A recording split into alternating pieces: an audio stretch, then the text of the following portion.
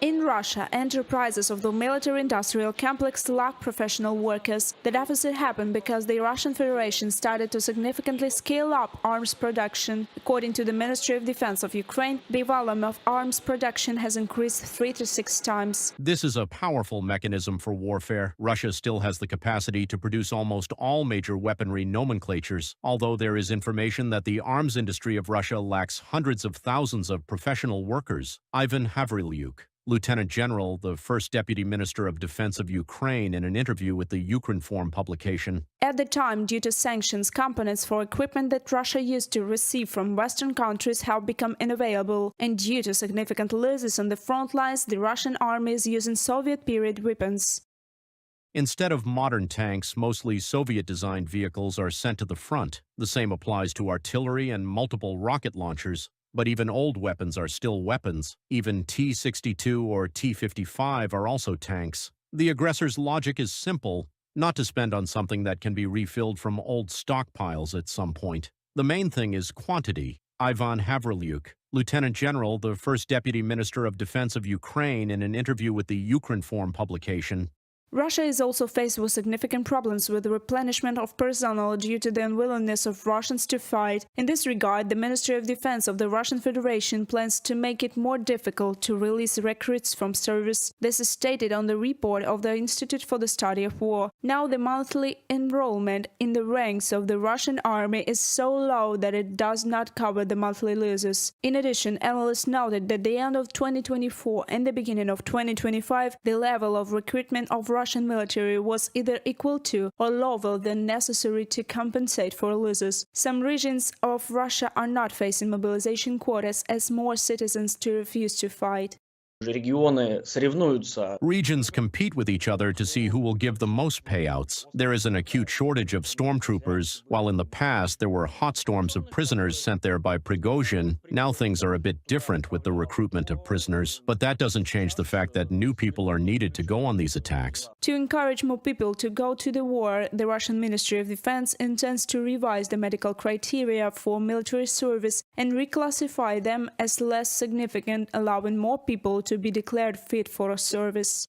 The Ministry of Defense of the Russian Federation proposed reclassifying syphilis, hypertension, central nervous system atrophy disorders, skin diseases, schizophrenia, psychotic disorders, affective disorders, and other health problems as more minor ailments that do not disqualify someone from service. From the Institute for the Study of War report. Astra reports that those who do not want to go to the front are now placed in special camps in the Russian Federation. Refusers are handcuffed to beds inside the barracks. One such camp was reported to the publication by relatives of one of the victims. The tent camp was rented by people in military uniform on the base of 74th Separate Guards Mortar Rifle Brigade of Kuzbas. Let us recall that in recent months, Russia has suffered huge losses in its war against Ukraine. According to the Ukrainian Armed Forces General Staff, the invaders' losses per day range from 1,300 to 2,200 servicemen. Reported by Alexandra Zaslavets, Victoria Smirnova, UATV News. The Ukrainian Defense Forces, on the night of February 3, 2025, hit two strategically important enterprises for Russia: the Volgograd oil refinery, which produces gasoline, diesel, and aviation fuel, and the Astrakhan gas processing plant, one of the largest gas chemical complexes in the world. The plant produces automotive gasoline, diesel fuel, and is also the main Russian producer of sulfur for explosives. The operation of the plant has been stopped. Both of these strategic objects are producers of a large amount of fuel for the Russian occupation army. According to preliminary data, at the plant in the Volgograd region, in particular, primary processing units have been damaged. General Staff of the Ukrainian Armed Forces on Telegram. It was earlier reported that after drone attacks, the Siburg-Stovo oil refinery near Nizhny Novgorod suspended operations. No shipments are being made, and all main units have been switched to reserve mode. Experts believe that after the strikes on the Ryazan, Volgograd refineries, and the plant near Nizhny Novgorod, there could be a shortage of aviation kerosene in Russia.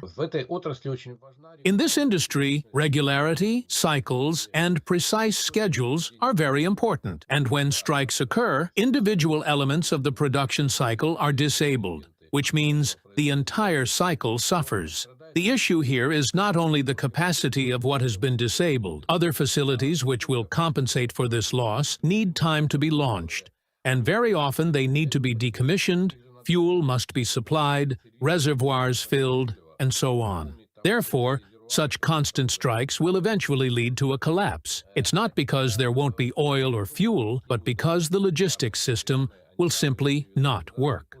According to Reuters, the strikes on Russian refineries have led to a collapse in oil refining in Russia, reaching a 12-year minimum. In the first month of 2025, the Ukrainian Defense Forces successfully attacked 25 strategic objects on Russian territory, reported Andriy Kovalenko, head of the Center for Counteracting Disinformation under Ukraine's National Security and Defense Council. All of them are of crucial importance for the aggressor country. A year ago, as it all started, we have been saying ever since that this is our strategy. We are confidently continuing to implement this strategy. Previously, the commander-in-chief of the Ukrainian Armed Forces, Oleksandr Syrsky, reported that in the last few months, due to the strikes on Russian military objects, the consumption rate of ammunition by the invaders has decreased almost by half. Reported by Victoria Smirnova, UATV News.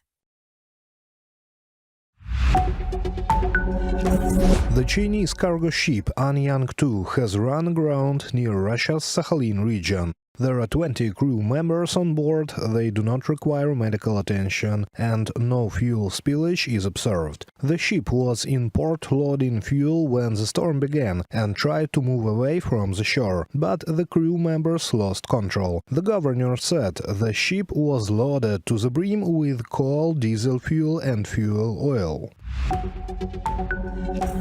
Donald Trump claims the US is making progress in negotiations with Russia on ending the war in Ukraine. Speaking to journalists, Trump confirmed he had spoken with Putin but refused to disclose any details. Yes, there was a conversation, and I expect to have many more. We need to end this war, he stated. Reuters notes that this may be the first officially acknowledged conversation between Putin and the US president since early 2022. German Chancellor Olaf Scholz, during debates, has again ruled out providing long-range Taurus missiles to Ukraine, speaking out against actions that would deliver destructive weapons deep into Russia, and criticized his conservative political rival, who has expressed more openness about delivering such weapons to Kyiv. Friedrich Merz, whose conservative alliance is leading in the polls against Scholz's center-left Social Democratic Party, said he had always been very clear about his position on sending Taurus missiles to Ukraine. Russia's war against Ukraine may be over within a few months. This was announced by United States Special Envoy for Ukraine and Russia Kit Kellogg. Previously, Bloomberg sources reported that a plan to end fighting would be presented at the Munich Security Conference on 14 and 16 February. However, Kellogg denied this information, saying that when the time comes, Trump will personally present the plan. The President of the United States has emphasized that he is in contact with both Moscow and Kyiv. We are having very good talks, very constructive talks on Ukraine. And we are talking to the Russians. We're talking to the Ukrainian leadership. I want to see that end. And I want to see it end for one simple reason: the life of young people being absolutely obliterated on both sides. This is an absolute slaughter that's taking place on the beautiful farmlands of Ukraine, and we have to stop it. The White House has also prioritized the creation of leverage over Moscow in the preparation of peace talks. On 10 January, the administration of the previous U.S. President Joe Biden introduced a large-scale package of sanctions targeting Russia's oil and gas sector. On the 7th of February, Bloomberg reported that the restrictions are already bringing the first results, and the price per barrel of Russian oil has fallen below $60. This mark is referred to as a pain there's hole for the economy of the aggressor country. Trump's team admits to increasing pressure in this industry. The pressure just can't be military. You have to put economic pressure You have to put diplomatic pressure, some type of military pressures and levers that you're going to use underneath those to make sure this goes where we want it to go. You could really increase the sanctions, especially the latest sanctions targeting oil production and exports. It's opened the aperture way high to do something. Keith Kellogg, United States Special Envoy for Ukraine and Russia, in an interview with the New York Post. Washington's pressure is already pushing Russia to take part in the talks, experts believe. Since Donald Trump's inauguration, the Kremlin has repeatedly stated its supposed readiness to take part in them. Earlier, Putin said that because the 5-year term of the Ukrainian president had come to an end, he allegedly could not participate in the talks. Now Moscow is ready to ignore this fact. Analysts say the Russian Federation's willingness to negotiate adds concretization to the peace progress. Lately, there has been no ultimatum from Russia, and that's because Trump has sent quite a few tough signals to Moscow. Either you agree to negotiations in a peaceful way, or things will take a turn for the worse. He also outlined some pressure tools on Russia. Additionally, it's clear that Putin wants negotiations with Trump and is even willing to engage in talks with Zelensky for that reason. So there are already clear signs of progress from Russia. Russia is ready for negotiations without any preconditions or ultimatums, at least for now. A peace plan to end Russia's war against Ukraine will be developed exclusively with Kyiv participation. This was stated by Volodymyr Zelensky. According to him, this issue was discussed with Trump even before its inauguration. Also, the president of Ukraine urged not to pay attention to various throw-ins about the draft peace plan and wait for the official results. Reported by Alexander Zaslavets and Rid Dmytrenko, UATV News.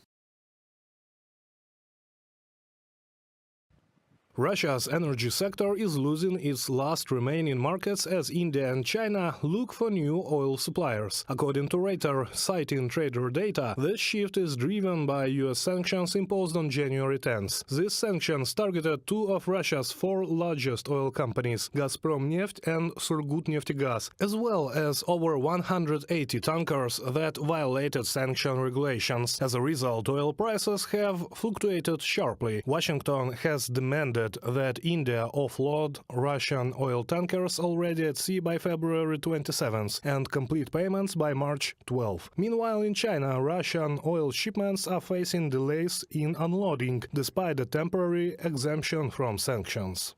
These sanctions certainly target both Russian oil and LNG, and we expect our actions to cost Russia upwards to billions of dollars per month. There will be some significant disruption to Russian flows, at least initially.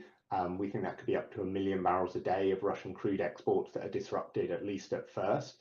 I think that will feed through into higher refining margins and then into higher end product prices for consumers. Russia's chances of restoring its pipeline gas exports are also dwindling. Since January 1st, Ukraine has halted the transit of Russian gas through its territory, citing national security concerns. Meanwhile, Russia's main European buyers, Slovakia and Austria, have already secured alternative supply routes. The Kremlin is also facing major setbacks with the Nord Stream pipelines. In addition to sanctions, most of the pipeline infrastructure has been damaged and remains inoperative. I can only hope that European leaders will learn lessons from Russia's aggression against Ukraine, and that they will push through a decision to never restore the pumping of gas through this pipeline. I believe the Nord Stream pipelines should be dismantled. This pipeline causes a very big threat to Ukraine, to Poland, to Slovakia, but also to other Central European countries. Andrzej Duda, president of Poland, in the commentary of the BBC. However, the Kremlin still has loopholes for making money on energy resources. EU countries are still purchasing Russian liquefied natural gas, with Germany leading in imports, followed by France, Belgium and Spain. In 2024, Russia exported 33.6 million tons of liquefied natural gas, 4% more than in 2023. The previous record was set in 2022. When Russia exported 32.9 million tons of LNG. Additionally, in December last year, Russia set a new record for monthly LNG shipments, delivering 3.25 million tons to international markets, writes Radio Free Europe. It is the strike on the Russian energy sector that is the lure Donald Trump plans to use to bring dictator Putin to peace. Oil prices have already fallen following Trump's calls for a review of pricing policies. However, Trump reiterated his call for the Organization of Exporting Countries to reduce crude oil prices. Reported by Sergei Kulias, Larissa Petruk, UATV News. Dear friends, I'm Operator Starsky, and today is day 1083 of Russia's desperate invasion of Ukraine. Russians intensify their attempts to capture Pokrovsk. Trump called Putin to settle the war. French Mirage aircrafts arrived to Ukraine. What does it mean to the Ukrainian defenders? This is the Frontline focus. Let's roll. The Russian invaders have intensified their attacks in eastern Ukraine. The Ukrainian General Staff reported 125 Russian attacks on Saturday and 133 on Sunday, primarily targeting the city of Pokrovsk in the Donetsk region. In the Russian border region of Kursk, Ukrainian forces have observed renewed activity involving North Korean soldiers fighting alongside Russian troops. Following a brief withdrawal since mid-January, these units have resumed attacks in the area, trying to recapture their positions. The Ukrainian 47th Brigade reported that the enemy has shifted tactics, now deploying more infantry groups rather than relying primarily on vehicles. Additional reports indicate that thousands of North Korean workers entered Russia in 2024, allegedly for construction jobs.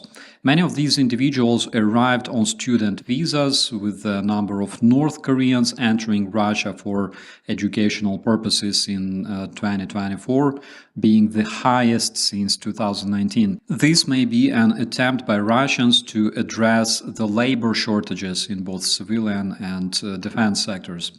Over the past 3 months, Russia has experienced significant increase in battlefield casualties, averaging over 1,500 troops lost per day. This surge corresponds with intensified assaults in Ukraine and Ukrainian-occupied Kursk. Despite efforts to boost recruitment through offering financial benefits and decreasing medical requirements, Russia is struggling to replace its losses, leading to potential challenges in sustaining their military operations. Also this week, Ukraine managed to eliminate the whole command of the Russian 35th Brigade in the occupied town of Selidovo with a precision strike. The Russian obituaries in the Telegram channel served as a good confirmation that the strike was a success. The US President Donald Trump had a call with an international war criminal Putin. However, the Russian spokesman Peskov didn't confirm that this call took place. Trump is thinking about using sanctions to push Russia to negotiate, according to General Keith Kellogg. He might also meet with Putin in person to discuss peace. However, at this point, the date and place of such meeting has not been set. Will Trump's diplomatic efforts will be enough to force Putin to stop the aggression against Ukraine? Fact is, Putin has certain demands for peace. He wants Ukraine to give up some areas, decimate Ukrainian armed forces, expand Russian culture, and establish the Russian Church in Ukraine, which, as we know, was based on the Russian KGB. And of course, Putin doesn't want Ukraine to join alliances like NATO, which means Russia will always be able to strike again and again. Until these demands are met, Putin is not ready to end the war, while to Ukraine these demands basically mean losing its sovereignty. From a military standpoint, Putin wants to use Carpathian Mountains, which is in the West Ukraine, to protect his empire from the East European NATO countries. Also, he wants to acquire full control over the Black Sea on the south of Ukraine and access to Poland and Baltic states on the northwest of the country. There are numerous facts that indicate that Russia has a long-range plans to continue its aggression, not only against Ukraine, but possibly against the European countries as well. For example, only yesterday, Germany reported that several unknown UAVs were spotted over the training camp where Ukrainian troops were learning how to operate the Patriot systems. It wasn't the first case, of course. There were numerous UAVs reported around Europe, observing the military exercises that involved Ukrainian personnel and NATO instructors. Also, we all remember numerous cases of Russian shadow fleet vessels attacking European communication cables, let alone the enormous Russian informational warfare in the EU and the US that involves fake media and bots created by Russian communication agencies. All this doesn't happen chaotically, my friends. It's a part of the Russian strategy aimed at reaching specific military objectives. From an industrial perspective, stopping the war, of course, will not benefit Putin as well. Last year, NATO confirmed that Russia is boosting its weapon production, and currently the military industry has become a key part of Russia's economy, along with its oil and its gas export. It's also worth saying that the Russian military industry is facing absolutely enormous government spending, driving its growth. As of this point, Russia is spending almost 1/3 of its budget on the war and weapons production. Therefore, ending the war before reaching Russia's strategic objectives will introduce economical challenges. Simultaneously with growing its military potential, Russia is strengthening its military relationship with North Korea. For example, expanding the production of combat drones of different range on the North Korean territory. We know that both countries actively share military technologies, increasing their firepower. In addition, multiple reports indicate that Russia is taking Ukrainian miners and placing them in the military camps within Russia and occupied Crimea. In those camps, they are subjected to military training and indoctrination that is aimed to instill pro-Russian sentiments and prepare the kidnapped Ukrainian teenagers for future military roles. The good news is that Trump administration is aware of those challenges. At least Marco Rubio is definitely aware of the risks, and there is a big possibility that the peace plan offered to President Trump by President Zelensky may become a foundation for the Trump's strategy regarding his future communication with Kremlin. Fingers crossed. Yesterday, Ukraine received its first delivery of Mirage aircraft, according to the French Minister of Defense Lecornu and Ukrainian Minister Umerov. The planes were relocated to Ukraine by the combat pilots who received training in France. It also means that the necessary infrastructure for operating those aircrafts in Ukraine has already been established in the country. The French Mirage aircraft are capable of carrying air-to-air and air-to-ground weaponry, including missiles like Storm Shadow, also known as Scalp.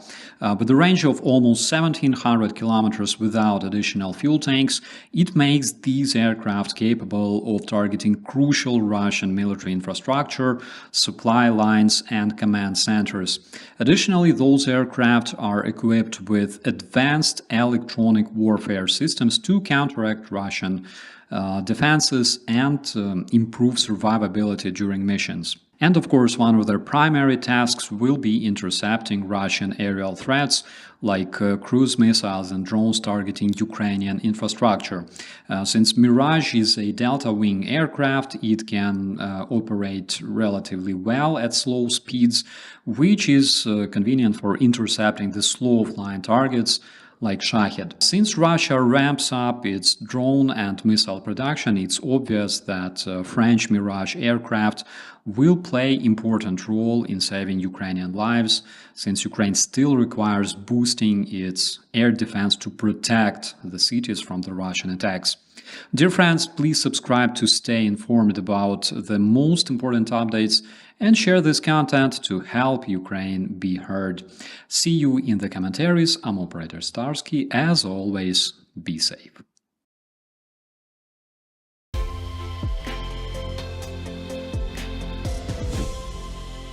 Zelensky to meet J.D. Vance in Munich, and after that, probably Trump in Washington. Another topic, EU vows retaliatory measures as Donald Trump said to announce 25% of tariffs on steel and aluminium from Europe. Yeah, I know, as simple as that. And a Blitz interview, Doctor of Economics and CEO of Advanta Group, Ukraine, Andriy Dligach. We will discuss Russian economy. Is it collapsing finally or not? Sanctions are working or not? So, good afternoon. My name is Henry Keane, and we are UATV English, an English-speaking Ukrainian state media in constant persuasion to deliver hard truth in easy terms for you, for the whole free world, directly from Ukraine. Ukraine's President Volodymyr Zelensky and US Vice President J.D. Vance may meet during the Munich Security Conference later this week. The presidential office confirmed for the Kyiv Independent news outlet on February 9th. Well, the news comes amidst US President Donald Trump's push for a quick resolution of Russia's all-out war against Ukraine that, if someone didn't notice yet, nears its 3-year mark. The U.S. delegation to the top European Security Conference, taking place between February 14th and 16th, will also include Secretary of State Marco Rubio and Trump's special envoy for Ukraine and Russia, Keith Kellogg. Though the details of the expected Vance-Zelensky meeting have not been disclosed for obvious reasons, Kellogg previously said the U.S. officials would talk in Munich about Trump's, I quote, goal to end the bloody war and costly war in Ukraine. End of quote. Well, the retired general later denied media reports that he was planning to unveil Trump's strategy for ending the war during the event. On February 7th, the U.S. president revealed the aims to meet Zelensky in Washington in this following week. He also recently said that the U.S. wants access to Ukraine's rare earth minerals in exchange for this aid. Zelensky has responded that Kyiv is open to mining deals with partners. Trump has also allegedly spoken with Russian dictator Vladimir Putin about ending the war. The United States president told the New York Post he had a concrete plan to end the war, adding, I hope it's fast. Every day people are dying. This war is so bad in Ukraine. I want to end this damn thing. End of quote. Well, that certainly makes it you, Mr. Trump, plus 40 million people in Ukraine. And, of course, our President Volodymyr Zelensky that may meet you next week in Washington, just as you said. I will probably be meeting with President Zelensky next week, and I will probably be talking to President Putin. I'd like to see the war end. Donald Trump, President of the United States. Well, Trump said that during a press conference with Japanese Prime Minister Shigeru Ishiba that he will meet Zelensky. Trump many times also vowed to bring Kyiv and Moscow to the negotiating table and swiftly end the full-scale war that nears its 3rd grim anniversary.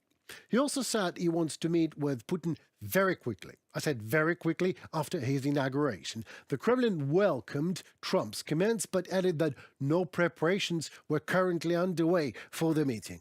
Yeah, preparations, Putin. Right. Well, let's meet in The Hague and see what happens, right? But seriously, I'm not here to say what is going to happen. I am no fortune teller. I'm here to remind those of us still able to comprehend the facts that almost any process I know does not end too well if ended too quickly, let alone very quickly. So it should be ended properly instead. And what Donald Trump also said, he wants tariffs on European steel and aluminium.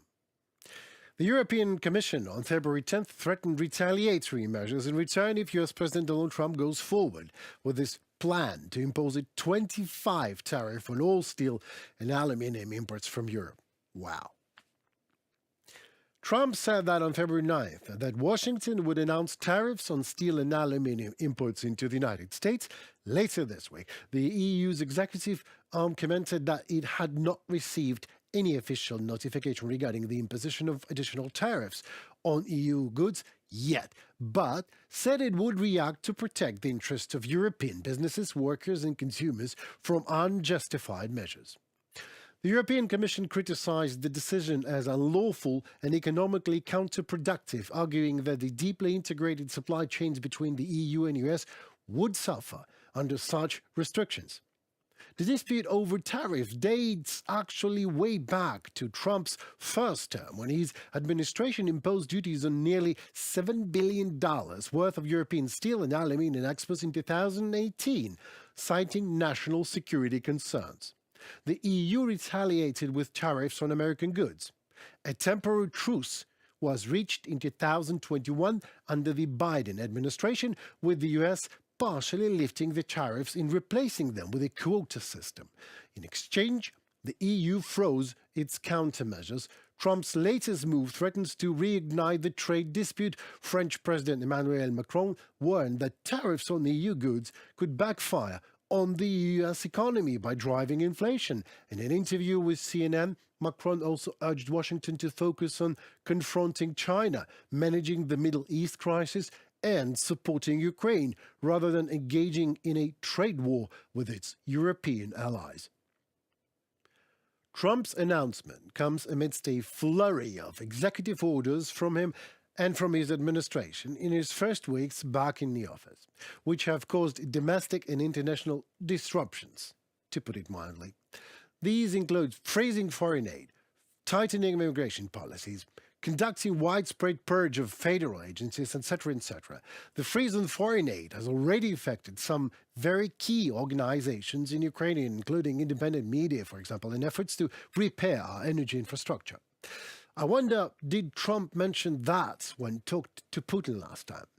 You know, to cheer a dictator up a bit? Because the dictators always look so sad and grumpy, as if they wanted to rule the world, but then things went south for them somehow.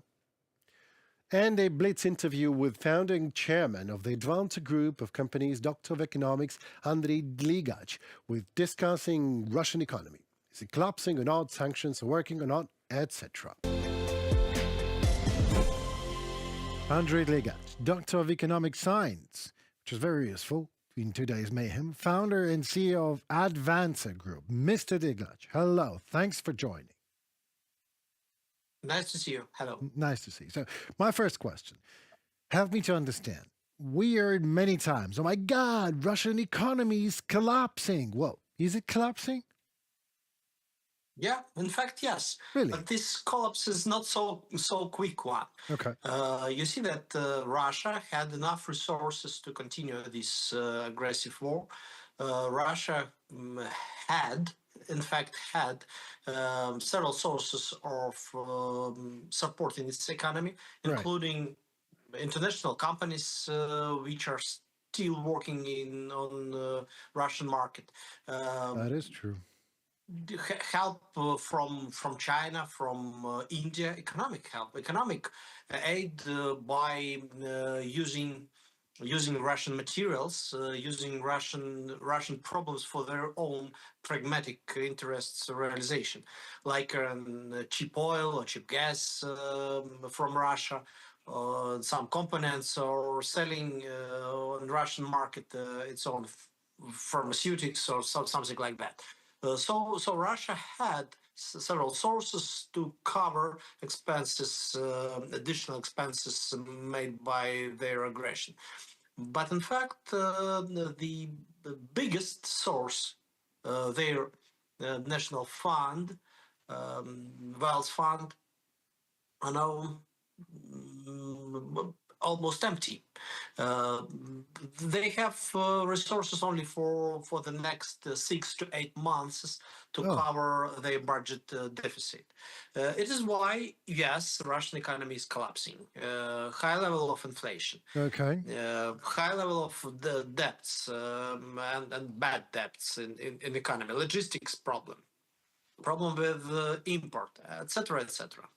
Okay, so thank you so very much. I'm glad. I mean, don't get me wrong. I would love the Russian economy to collapse finally. I'm all for it. But the sanctions, let's talk about sanctions, helping Russian economy to collapse faster. Oil and gas, but Russian oil and Russian gas is still traded in Europe and will be traded, whatever the collective West decisions are about it, right? So don't get me wrong, again, loopholes are there and there will be more.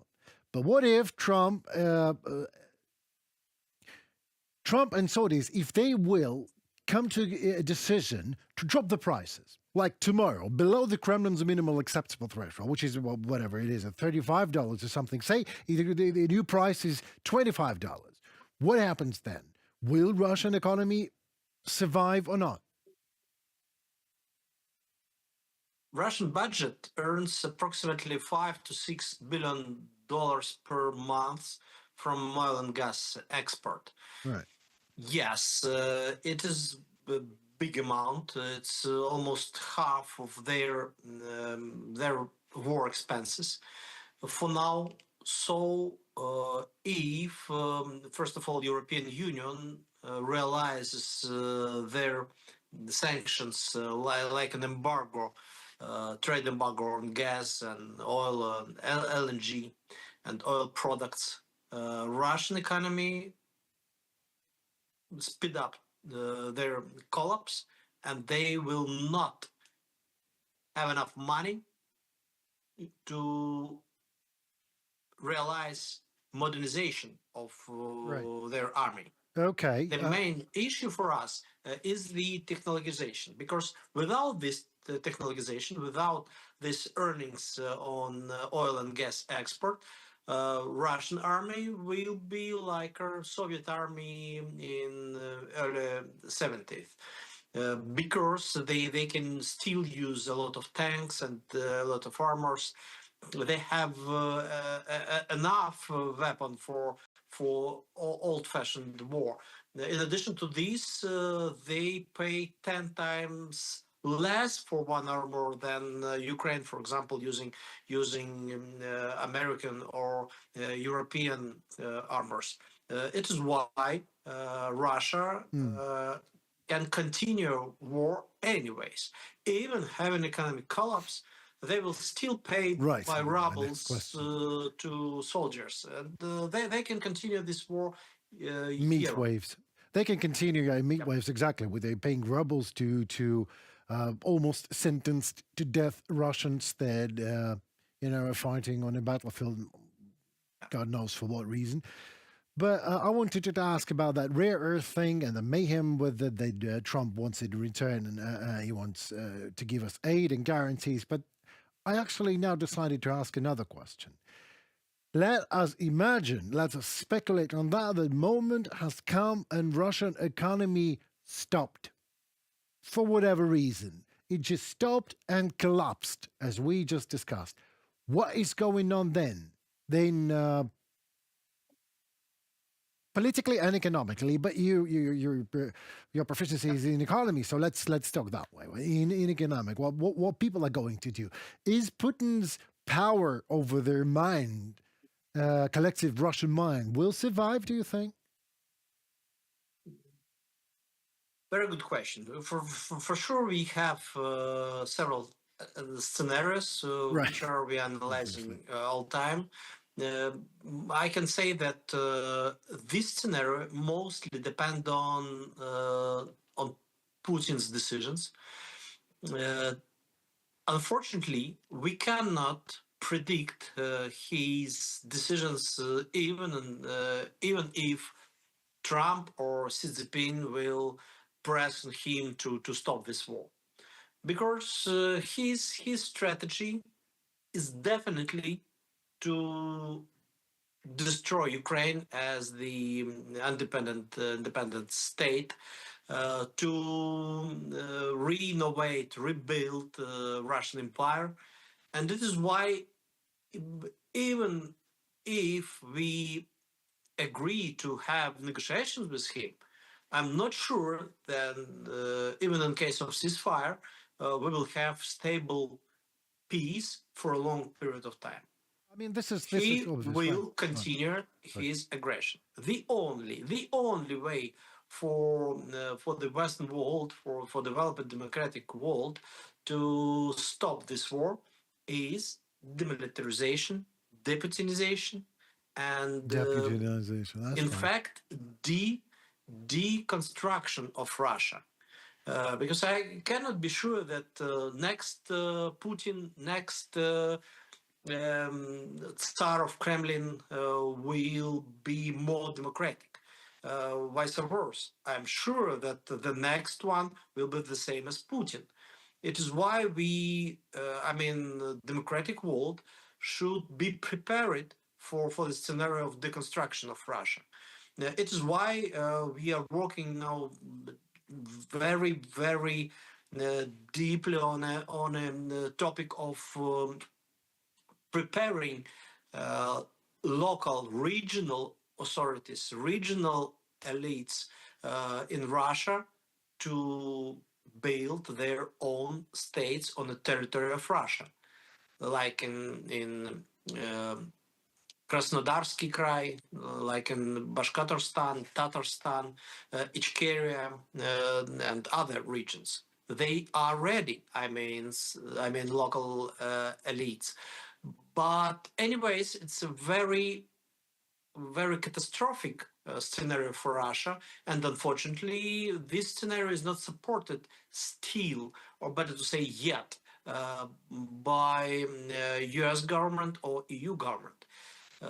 But this is the only way how to have stability in a long period of time.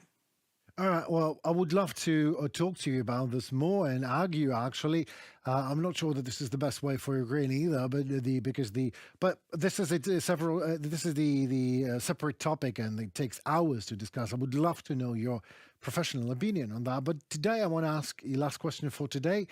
I was always wondering, like there's personal sanctions, there are collective sanctions and personal sanctions. So, say I am a Russian oligarch, and I have, I don't know, EU or British passport, all right, British passport. But my name is Ivan Ivanovich, all right, and I'm Russian all right and all the way, and I've stolen billions of dollars, and I'm subjected to sanctions internationally, even with this passport. So my question is, can I hide behind my American or British or European passports if I'm Russian?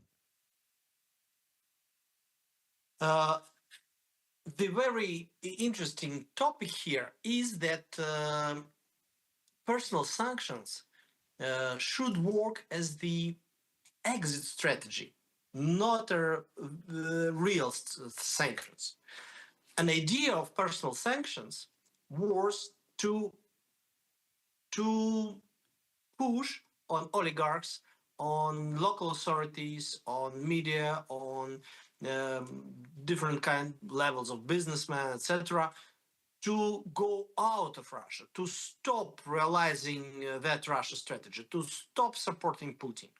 This exit strategy should be a kind of simultaneous or maybe metaphoric action made by thousands of Russian politicians, elites, oligarchs, etc. And this exit strategy should be an only way how to keep their assets around the world, and to continue to have possibilities for their child to study in Cambridge or Harvard or whenever. This was an idea to include thousands, up to 20,000 of elite representatives in these sanction lists, and to give them exit strategy.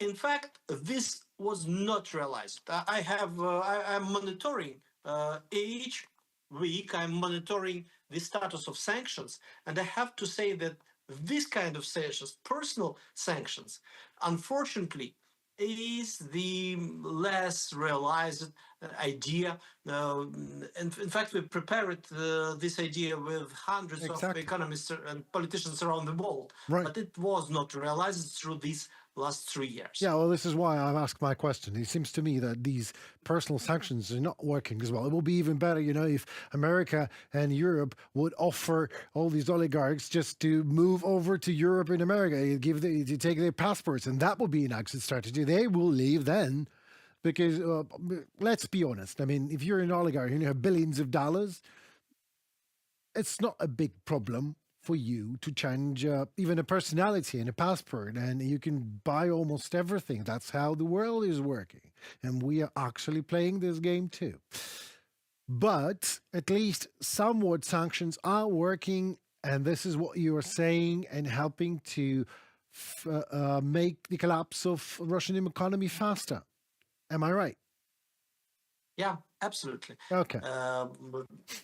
For sure, we are waiting for deeper trade embargo, deeper financial sanctions and secondary sanctions which should stop cooperation with Russia for China, for India, for Indonesia, Vietnam, and other countries around the world. Amen to that. Thank you so very much, Andrei, and I hope to talk to you again before or maybe during and after the collapse of Russian economy. Thank you. Well, that would be all for tonight. Thank you so very much for your precious time. We know it is. My name still is Henry Keane, and we still are UATV English, an English-speaking Ukrainian state media doing their very best every day to deliver hard truth in easy terms for you, for the whole free world, directly from Ukraine. So, in return, please, don't be shy. Like, share, and comment. Your voice matters indeed very much, as it in turn helps Ukrainian voice to be heard globally. So, stay safe and tune for more already tomorrow. Goodbye.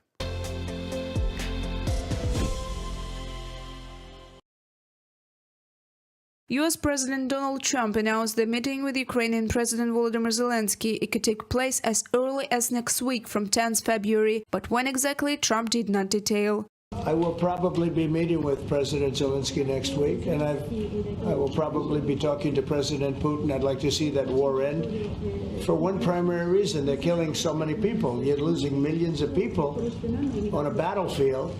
No further details have been announced by Donald Trump. Ukrainian President Volodymyr Zelensky in turn said that during his meeting with his American counterpart Donald Trump, he primarily wants to discuss security guarantees. In an interview with Reuters, Zelensky stated that this is important for him to have negotiations with Trump before the US president meets with Putin.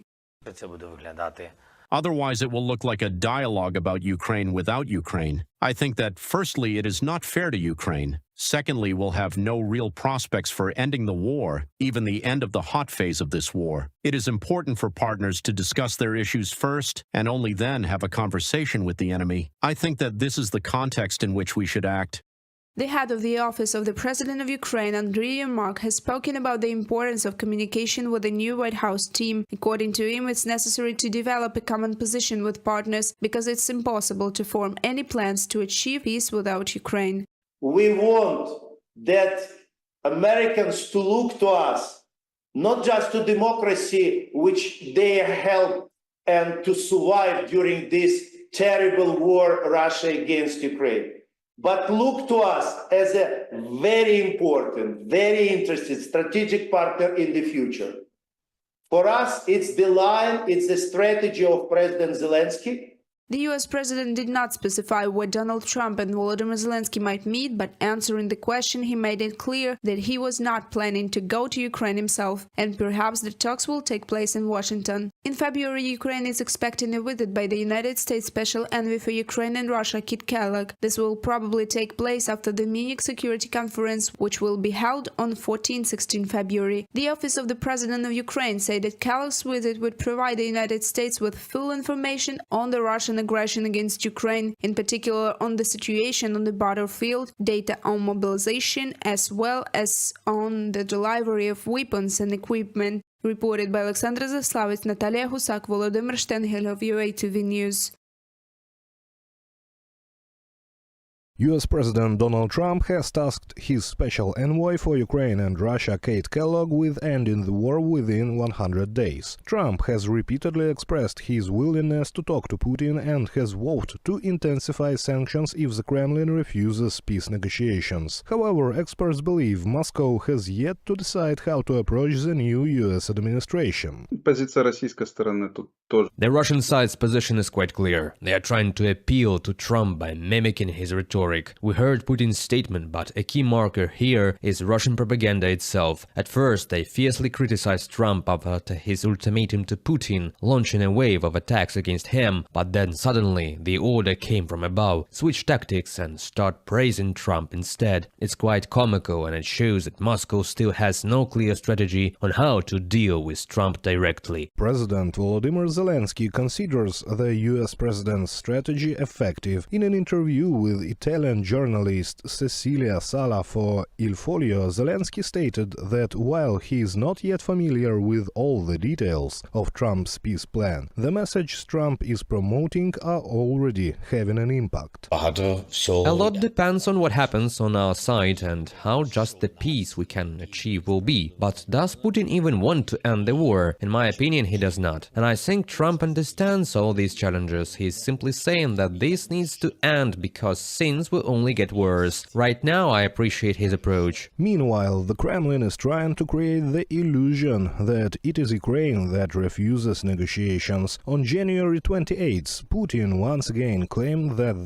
Zelensky was supposedly unable to negotiate because his 5-year term had allegedly expired. In response, the Ukrainian leader stated that Putin is simply attempting to prolong the war. Putin is doing everything to either continue large-scale killings instead of peace or to secure a pause in order to launch new hybrid attacks and prepare for another full-scale invasion. This is why we must act decisively and in unity, all those who have the courage to believe in peace and bring it closer through strength. A real peace is possible only if Russia is forced into it. Volodymyr Zelensky, President of Ukraine, on Telegram. For nearly a year, the Kremlin has been pushing the narrative of Zelensky's so-called illegitimacy. President Zelensky's term officially ended on May 20, 2024, but Ukraine's constitution prohibits elections during martial law. The chairman of the Verkhovna Rada of Ukraine, Ruslan Stefanchuk, has previously explained that under Ukraine's fundamental law, the president continues to fulfill his duties until a newly elected head of state takes office. Reported by Sergei Kulas, Andriy Dmitrenko, UATV News.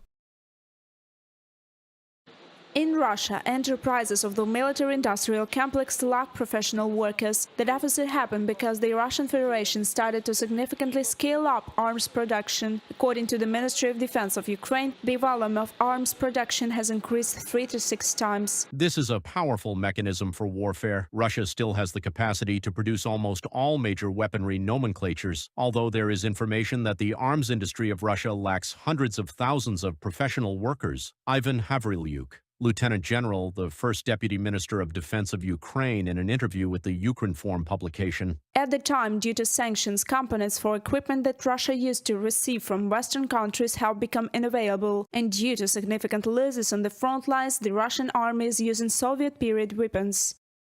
Instead of modern tanks, mostly Soviet-designed vehicles are sent to the front. The same applies to artillery and multiple rocket launchers. But even old weapons are still weapons. Even T-62 or T-55 are also tanks. The aggressor's logic is simple: not to spend on something that can be refilled from old stockpiles at some point. The main thing is quantity. Ivan Havrilyuk, Lieutenant General, the first Deputy Minister of Defense of Ukraine, in an interview with the Ukrinform publication.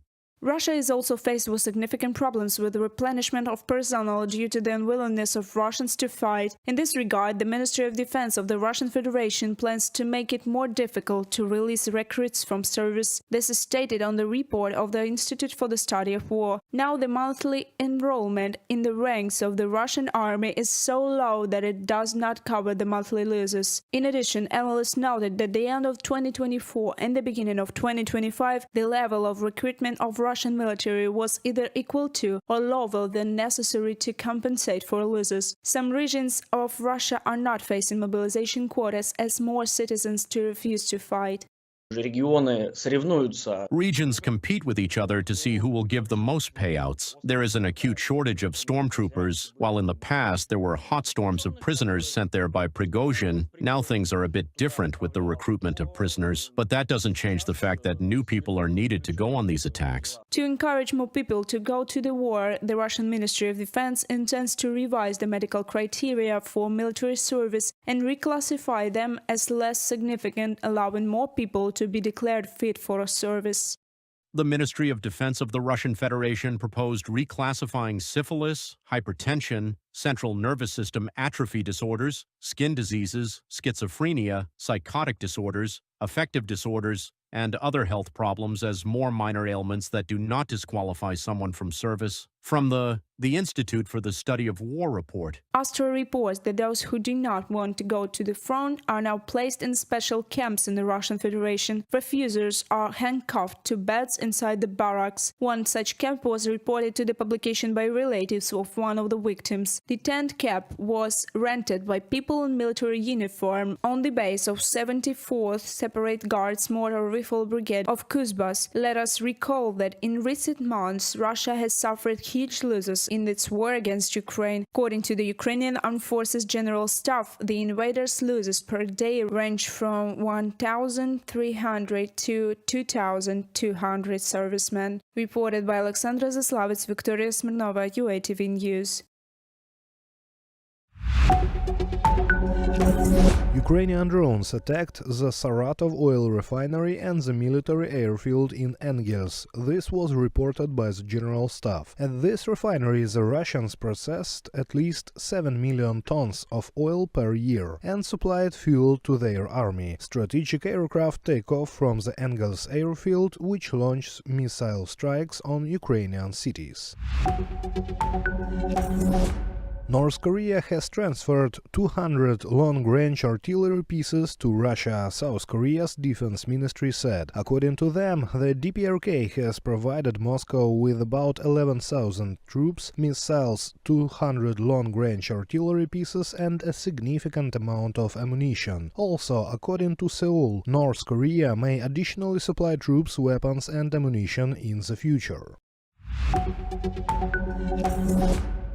The US has paused the development of its peace plan for Ukraine to hold talks with NATO allies, the Telegraph reports. According to the article, US President's Special Representative for Ukraine and Russia Kate Kellogg promised to conduct individual negotiations with European allies before finalizing the plan to end the war. Kellogg intends to gather a framework of a peace agreement and which governments could contribute to the process.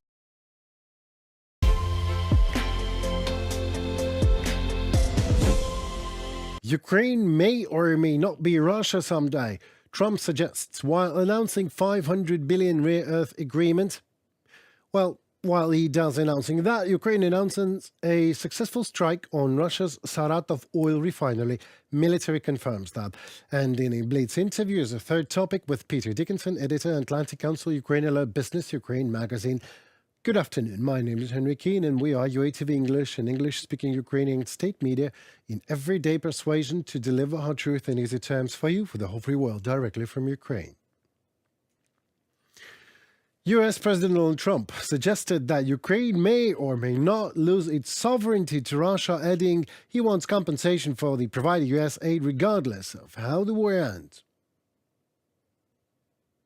They, Ukraine, may make a deal. They may not make a deal. They may or may not be Russia one day. But we're going to have all this money in Ukraine, and I say, I want it back. Donald Trump, President of the United States. The US president has repeatedly pledged to broker a swift peace deal to end the full-scale war nearing its third grim anniversary, claiming that the conflict would have never happened if he had been in office in 2022. So, following up on his earlier proposition of ensuring the U.S. support for Ukraine in exchange for rare earth minerals, Trump claimed that Kiev has essentially agreed to a deal on $500 billion resource. However, details on such a deal remain murky.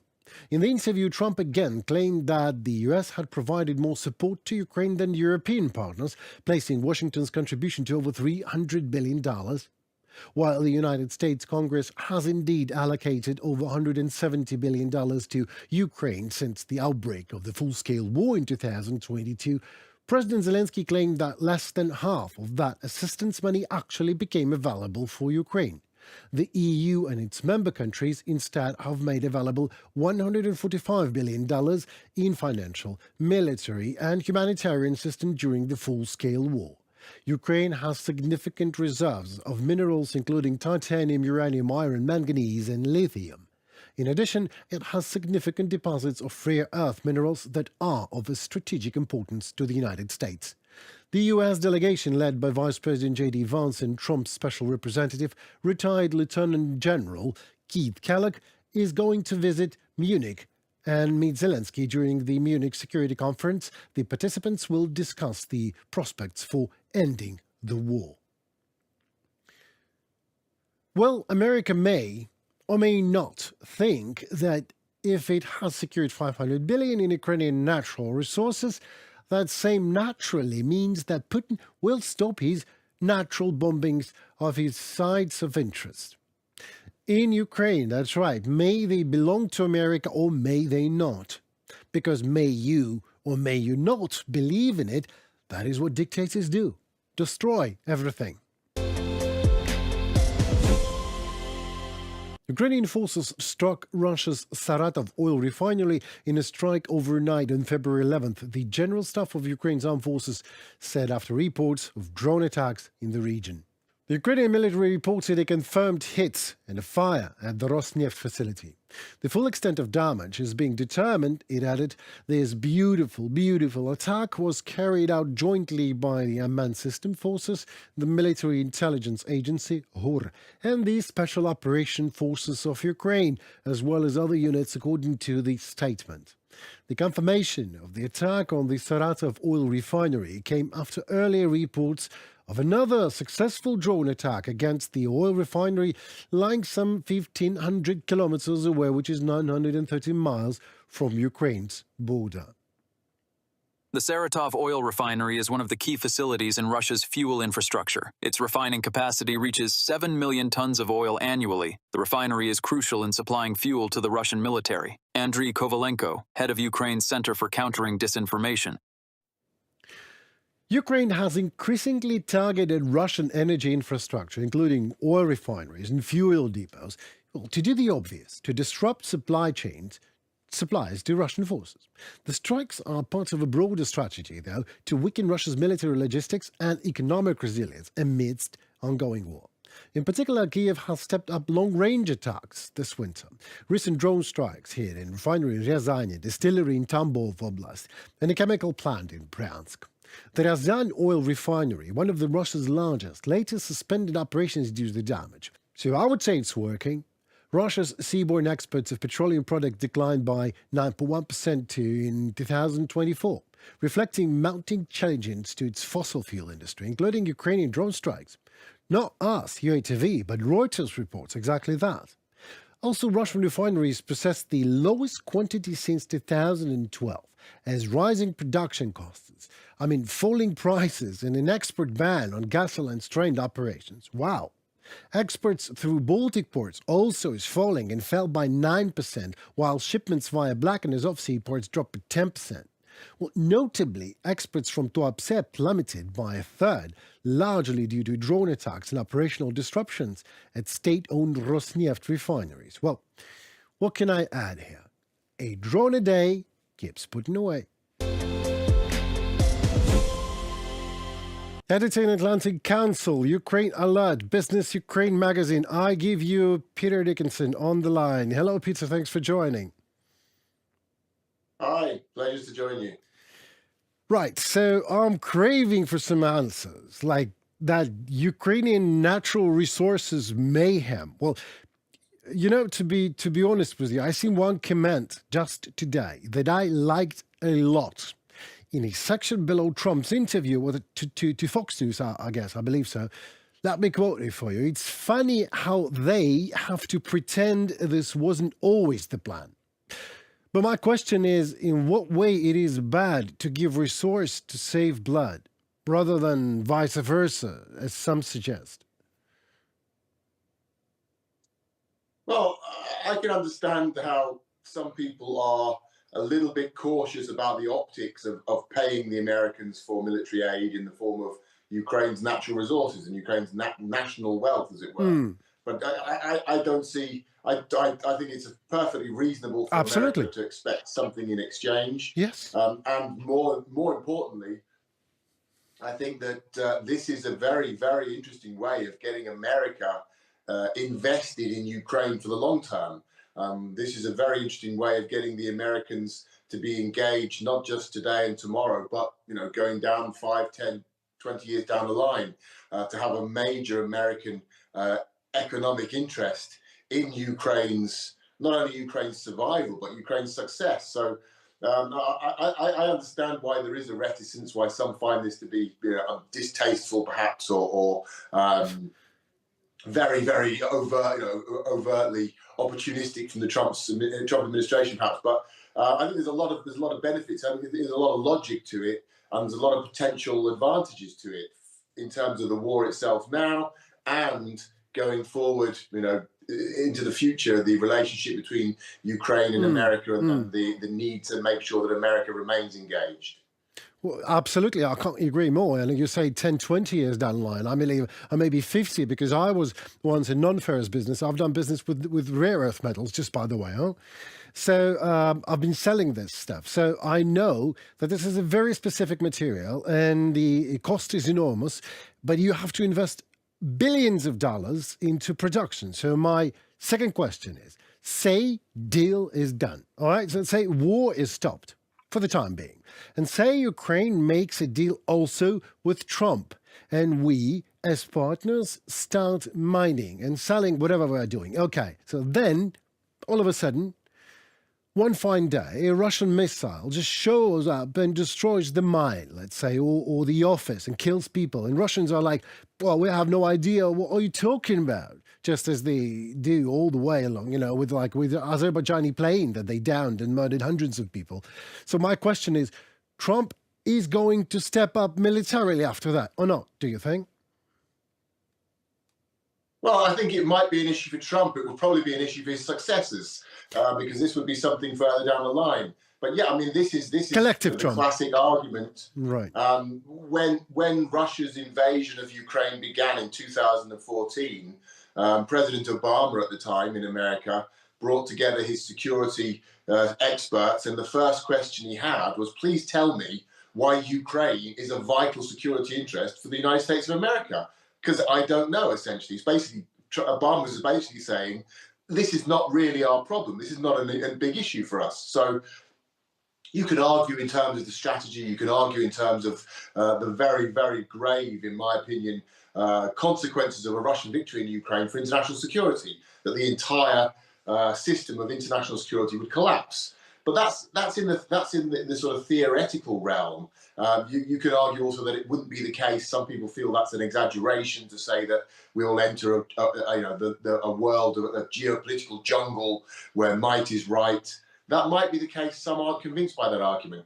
But I think if you bring in a very pure economic argument, absolutely, say, look, we've got $500 billion of American assets there in that country. We can't let Russia take them.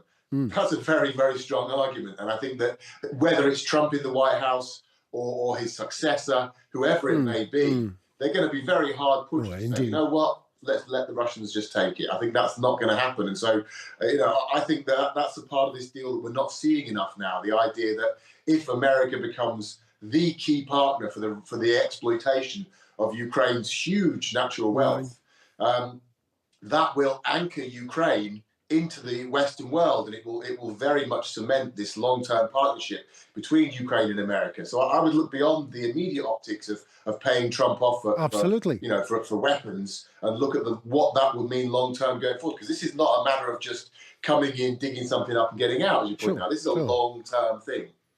Yeah, absolutely. And also, like 500 billion is just for starters. I mean, pardon my French, it's way more. I mean, trillions and trillions of dollars, even with the part of natural resources of Ukraine is occupied by Russia. Even that amount is absolutely huge. So, thank you for that answer. Now, I wonder why it's that warm tonight, is our studio. Oh, sure. Oil refineries are burning in Russia. So some say it's just a pinprick. It does not matter at all. Not so sure about that. I think a drone a day keeps putting away, and it is working. I think that it is working. Experts are down in general. The tactics not only is an eye candy, but it's actually is very pragmatic militarily to set ablaze these oil depots. Am I right? Well, I think it's difficult to be very specific in terms of assessing the damage because the Russians are very guarded about the information that they release to the public. Frankly speaking, they lie a lot as well. They conceal the economic data. They hide the realities. So it's very hard to pinpoint and say, okay, exactly we see, you know, X percentage drop in output or X percentage drop in GDP as a result of these attacks. However, we can see some very specific incidents where Western or international bodies have said, okay, that's stopped there. Production has ground to a halt here. Exports from this port or that port have stopped. So we can be specific in terms of saying that there are clearly some significant damage. There is clearly some significant damage being done to Russia's energy industry, and especially its energy export industry. Now that's going to have an impact, if not today or tomorrow, then further down the line. The energy industry is the lifeline, is the lifeblood of the Russian war machine. It is literally the fuel, the engine of the Russian war machine. Right. Without it, it's questionable how long Russia can continue waging its war. Now, sanctions have tried to target the energy industry as well, but they've been ineffective or partially effective, let's say. They work very slowly. We're talking about years. We're talking about maybe going looking ahead to 2026 onwards. That's too long. We don't want. Ukraine can't wait that long. By attacking the refineries, and also I would point out not just the refineries. We're also seeing attacks on key nodes in the system here. Exactly. Key transit points, logistical points in the system, disrupting ports of departure. So Ukraine clearly has a plan to dismantle systematically, very methodically, Russia's energy infrastructure, its energy export infrastructure, to rob Putin of this cash cow, of this source of income, and they're going about it in a quite impressive way, I would say. We're getting every day now. You wake up in the morning, you go onto social media. The first thing you see is a refinery or a port, right, or something similar, ablaze in Russia. So it's clear. I think it's clear that Ukraine has a plan to do this, a very methodical plan. They're putting it into action. They're doing it very professionally. They clearly have the weapons to do it. They've clearly developed the sophisticated long-range capabilities of their own without relying on the West, also crucial. And I think, although we don't know, I think they've also been given a tacit nod from a lot of their Western partners, perhaps also the Trump administration, to say, you know what, that's okay, because we know the Biden administration was very, very frustrated by attacks on refineries. They publicly said, we don't like that. We do not approve of this. We're not seeing that sort of criticism in the public sphere from what Ukraine's doing now. So I think it's reasonable to assume that Ukraine has the plan, it has the capabilities, and it also has the green light from partners to do that. So the question really is now how far they can go ahead with these attacks, how successful that policy will be. And the other factor I think is worth noting is that Russia is really struggling to defend its infrastructure here. I think Russia here is suffering from what is usually seen as its biggest advantage, the fact that it's so large. Right. Russia's just too big. It's too big to defend itself. Right. So, well, you were asking just a seconds ago. So, how far can Ukraine go? How far or how low can we go? How far can we go? Yeah. Are you talking about Greenland? So, are you maybe afraid? Maybe that Donald Trump is afraid that until Ukrainian drones reach Greenland and shell a old depot there, it's all right. No. Well, I mean, Greenland. I think Siberia would be the target. Yeah. Exactly. I think right. Siberia, Greenland. Yeah, I mean, I think more in terms of how comprehensive the destruction could be, because the main criticism of these attacks, I think, from a military point of view, is that the drones that they're using, Ukraine is using, are the explosive capacity, the explosive loads they can carry are not very big. So while it looks very dramatic, they can't always inflict huge damage. So the question is how quickly Russia can repair these facilities. Now, what we're seeing now in these attacks, I think, is, again, another important point is that we're seeing the same facilities hit again and again and again. So that's perhaps one way that Ukraine can respond to the absence of very, very large-scale weapons they can use. Perhaps they'll develop larger-scale weapons going forward in the coming months. There is talk of Ukrainian cruise missiles, Ukrainian ballistic missiles. At the moment, it's mostly drones. But by hitting these plants again and again, and also presumably by hitting key nodes within these plants, they can potentially really break up the Russia's ability to operate this massive energy export industry, which is so important to the country. Amen to that.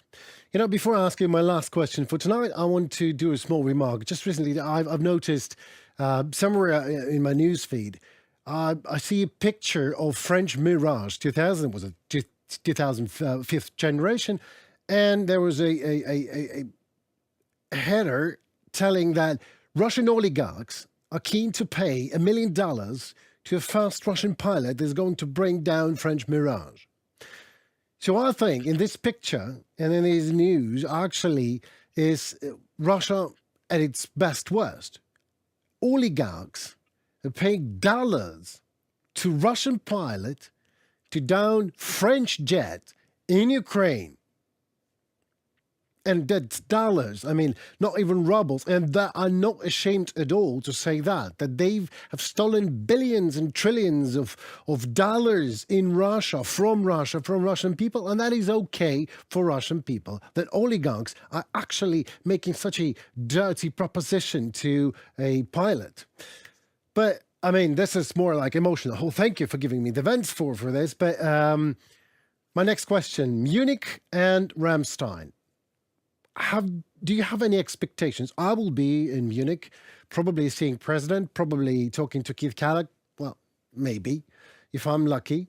But I will be certainly speaking to people from high profilers from Europe.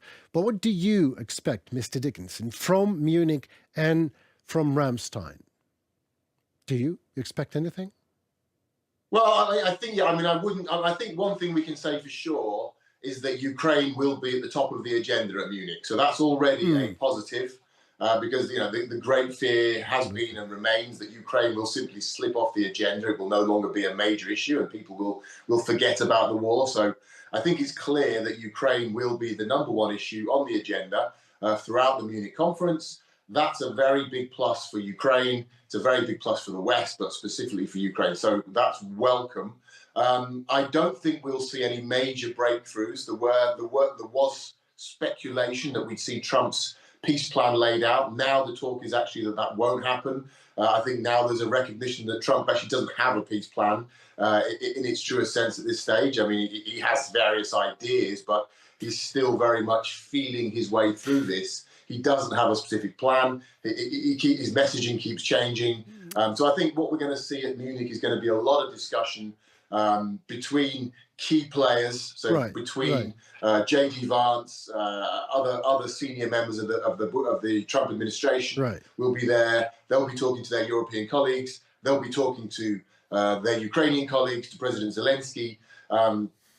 So there's going to be a lot of engagement, and I imagine we'll hear a lot of very encouraging sound bites coming out as they all say how they're committed to Ukraine, how they want to stand with Ukraine, and the Trump administration probably will also look to be underlining this idea about the exchange, the resources exchange, because that's so important to their base, to be able to say, we're not suckers, we're not just giving money away, we're doing a deal with the Ukrainians. It's not just about some very broad defensive democracy or opposition to fascism or Russian fascism. We're actually here also doing a deal and making money and looking after America's interests. So we're going to hear a lot of this sort of talk. We're not going to see any major breakthroughs.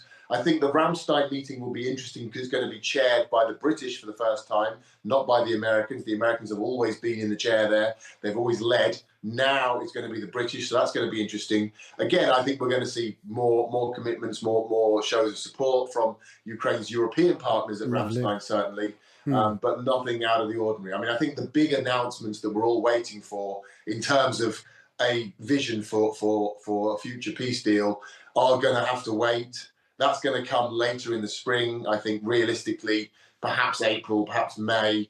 That's been my expectation. That remains my prediction. But this is going to be an interesting opportunity for these different guys to come together now, to sit down, to talk, and to sort of feel each other out a little bit, what's possible and what the realities are in terms of what can be achieved in this peace process. Absolutely. I have my feelings aligned with yours. because I also feel that it's better the decision that is thinked over in all the parts are taking part in the discussing. And like Ukraine, America, Europe, and then Russia. That sounds more realistic than having a plan that is actually no plan. Okay, well, thank you so very much for your time and for your expertise, Peter. It was, again, a very exquisite pleasure. So thank you. I hope we do it again and again. Thank you. Thank you. Goodbye. Well, that will be all for tonight. Thank you so very much for your precious time. My name is Henry Keane, and we are UATV English, an English-speaking Ukrainian state media, doing our best to deliver hard truth in easy terms for the whole free world directly from Ukraine. Please like, share, and let us know how we're doing with what we're doing, as your voice matters indeed very much. In turn, it helps Ukrainian voice to be heard globally, so stay safe and tune for more, already tomorrow. Goodbye.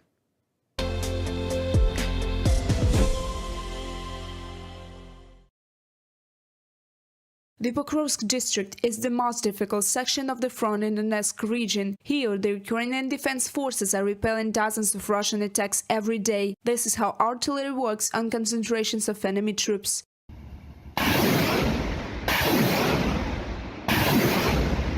Fighters say that the Russian occupants are using the small infantry groups tactic. Their moves are mainly carried out through plantations and forest belts. Especially considering that we have a large number of drones, they take advantage of bad weather conditions like rain, fog, and snow. In other words, when flying is not ideal for us, that's when they advance and accumulate. The weather is cloudy today, which means we can expect storms. Artillery is on standby, and so, as the artillerymen say, they are on duty 24/7. We go in all kinds of weather when we need to, day and night. We leave when we need to. Soon the intelligence gives the coordinates of the target and the fighters move into position.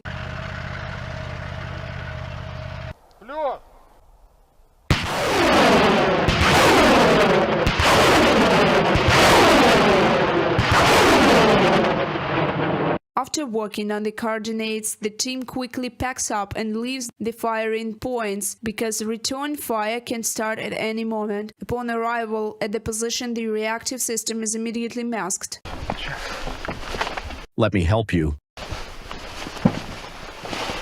Ukrainian artillery creates a lot of problems for the Russian military. They suffer heavy losses in manpower, the defenders say. That is why the occupants are constantly hunting for the crews of Ukrainian multiple rocket launchers. If they had discovered where we were shooting, or if we were standing in the guided bomb, they would not have spared a single one. It happened that they found us and started to work on us, but we managed to get away from there. We managed to gather information about the target hit by Russian Grads, a large group of infantry. Details on the enemy's losses will be available later after reconnaissance is conducted. As for the fighters, they stopped counting the destroyed targets long ago. There is no time for that now. Well, now very often. We go in this direction almost every day. The missiles are not bad. They hit quite accurately. I'm satisfied. We can also operate, you can say, from the rear. Without wasting any time, the guys are preparing the military vehicle for the next trip, and you don't have to wait long here, because the Pokrovsk direction is an endless cycle of fighting missions.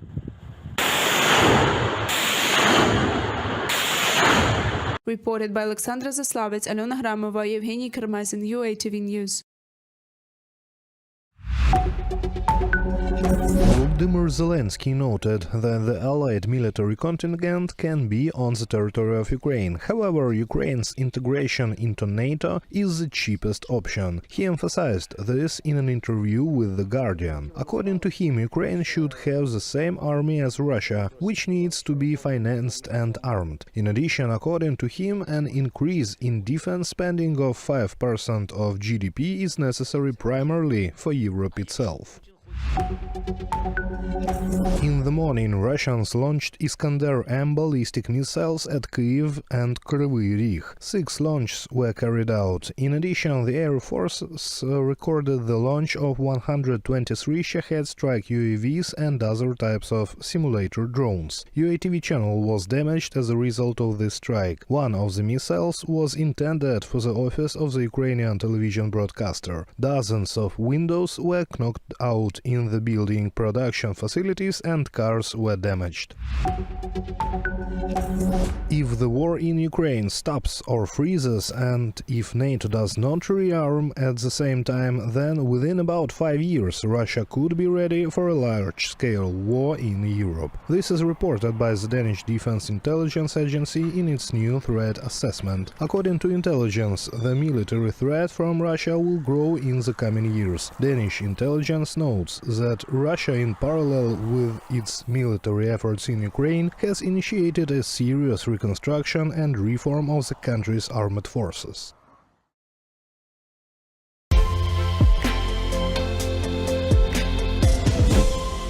Hello everyone! Last night a Russian missile has struck the UATV studio, and because of that, today's episode of Wrap Up is made in my home studio.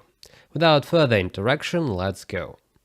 And the first topic is that the Trump administration has decided to put the development of a Ukraine peace plan on hold while it conducts more consultations with other NATO members and its European allies too. According to a Telegraph report from February 10th, US officials want to ensure that NATO members are involved in decisions before any official proposal of the peace plan is put forward. Keith Kellogg, the US envoy for Ukraine and Russia, reportedly reassured European diplomats that the US would not act unilaterally in this matter. He also stated that Washington is committed to its engaging with European heads of state before finalizing any agreements.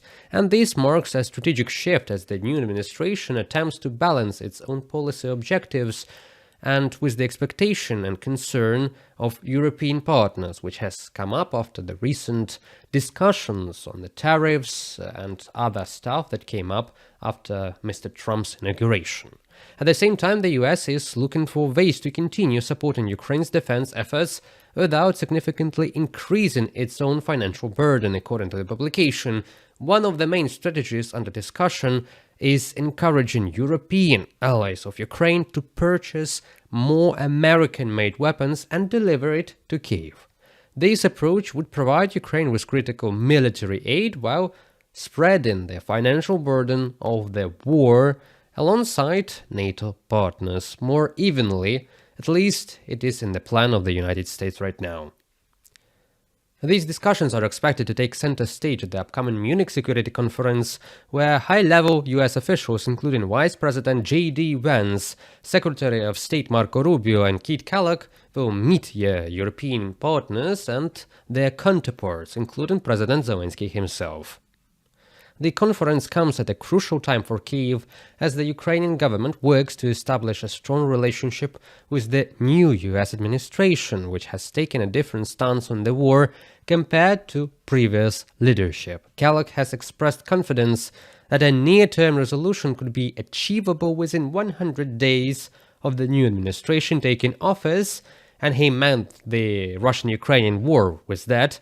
He called it both a personal and professional goal to help broker a possible deal, he means a deal between Ukraine and Russia within that time frame, which for me clearly seems unrealistic at this moment. Yes, What's next for General Kellogg going to Ukraine this week, sir, soon? Yeah, it is. Keith Kellogg. General Kellogg is an excellent guy, and he's spending time doing various things. We have numerous people working on numerous different problems. You know, when I left office, wasn't long ago, a little more than 4 years ago, we had no wars, we didn't have problems. Now we got the whole world is blowing up, but we'll put out the fires. Meanwhile, in a controversial statement, Donald Trump recently suggested that Ukraine may be Russia someday, God forbid. This comes while he's announcing a possible $500 billion agreement related to rare earth resources in Ukraine and inside Ukrainian Russian-occupied territories right now, which are obviously of great interest for the United States at this moment. These remarks have fueled concerns about the potential direction of US foreign policy regarding the Russian-Ukrainian war at this moment. With tensions high and the stakes even higher, Ukraine is preparing to host Mr. Kellogg's visit on February 20th after the Munich Security Conference, following the conference in an effort to further discuss Washington's evolving strategy, considering their strategic interest in our country. And let's remember that just yesterday a US special envoy has been to Moscow, having returned a political prisoner and announcing some fruitful processes and diplomacy between the countries. And later that night, 7 ballistic missiles hit Kyiv, including one of them landing at the UATV studio, severely damaging the equipment and our studios. And going to the second topic, President Zelensky gave an interview to the Guardian publication, and it was published on February 12th, today. Ukrainian President Volodymyr Zelensky issued a stark warning.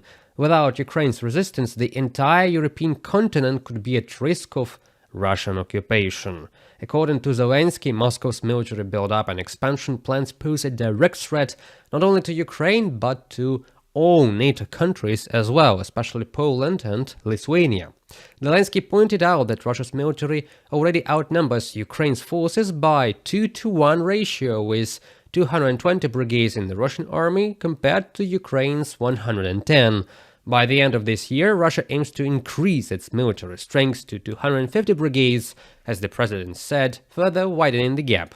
In contrast, all of Europe, including US troops stationed there, has only about 82 combat-ready brigades, and those numbers are stark. The Ukrainian president stressed that his country's armed forces are currently the main barrier preventing Russia from advancing further into Europe, and if Ukraine were to fail, nothing would stop Russia from moving to NATO territories like Poland or Lithuania. Russia's military ambitions don't stop there. According to Zelensky, intelligence reports indicate that Moscow is preparing to mobilize additional 150,000 troops. This expansion will be achieved through forced conscription, intensive training programs and recruitment efforts targeting North Korean soldiers. Additionally, new Russian recruits are reportedly being trained in Belarus right now, which could serve as a launchpad for a new offensive on Ukraine, on Lithuania, and, God forbid, in Poland too. The president also revealed chilling new details about an assassination attempt against him at the onset of Russia's full-scale invasion in 2022. According to Zelensky, the attack resulted in casualties inside the presidential office, underscoring just how close Russian operatives came to eliminating the Ukrainian leadership back then. This is our land and this is a lot of money. Today it is under the occupation of Russian mercenaries, the Russian army, and it is very expensive for us. And we say that those who help us defend our land directly are protecting our values and security for everyone else. Because if we fail, they will move on. But you asked what the possibilities are. And here we are talking not only about security, we are talking about concrete ones. Money, minerals, where we can extract them. And this was not the case before. And we can give our partners, primarily American business, American companies, the opportunity to invest in them. Together we can develop, together we can produce. Processing means jobs for us, income for American companies, for Ukrainians, for Europeans. We are very open, but we need to talk about it in detail. As the war continues, Ukraine remains on high alert, warning its allies that the fight for its sovereignty is also a fight for the common security on the entire European continent. And Mr. Zelensky's message is clear: if Ukraine loses, nothing will stop Russia within its borders.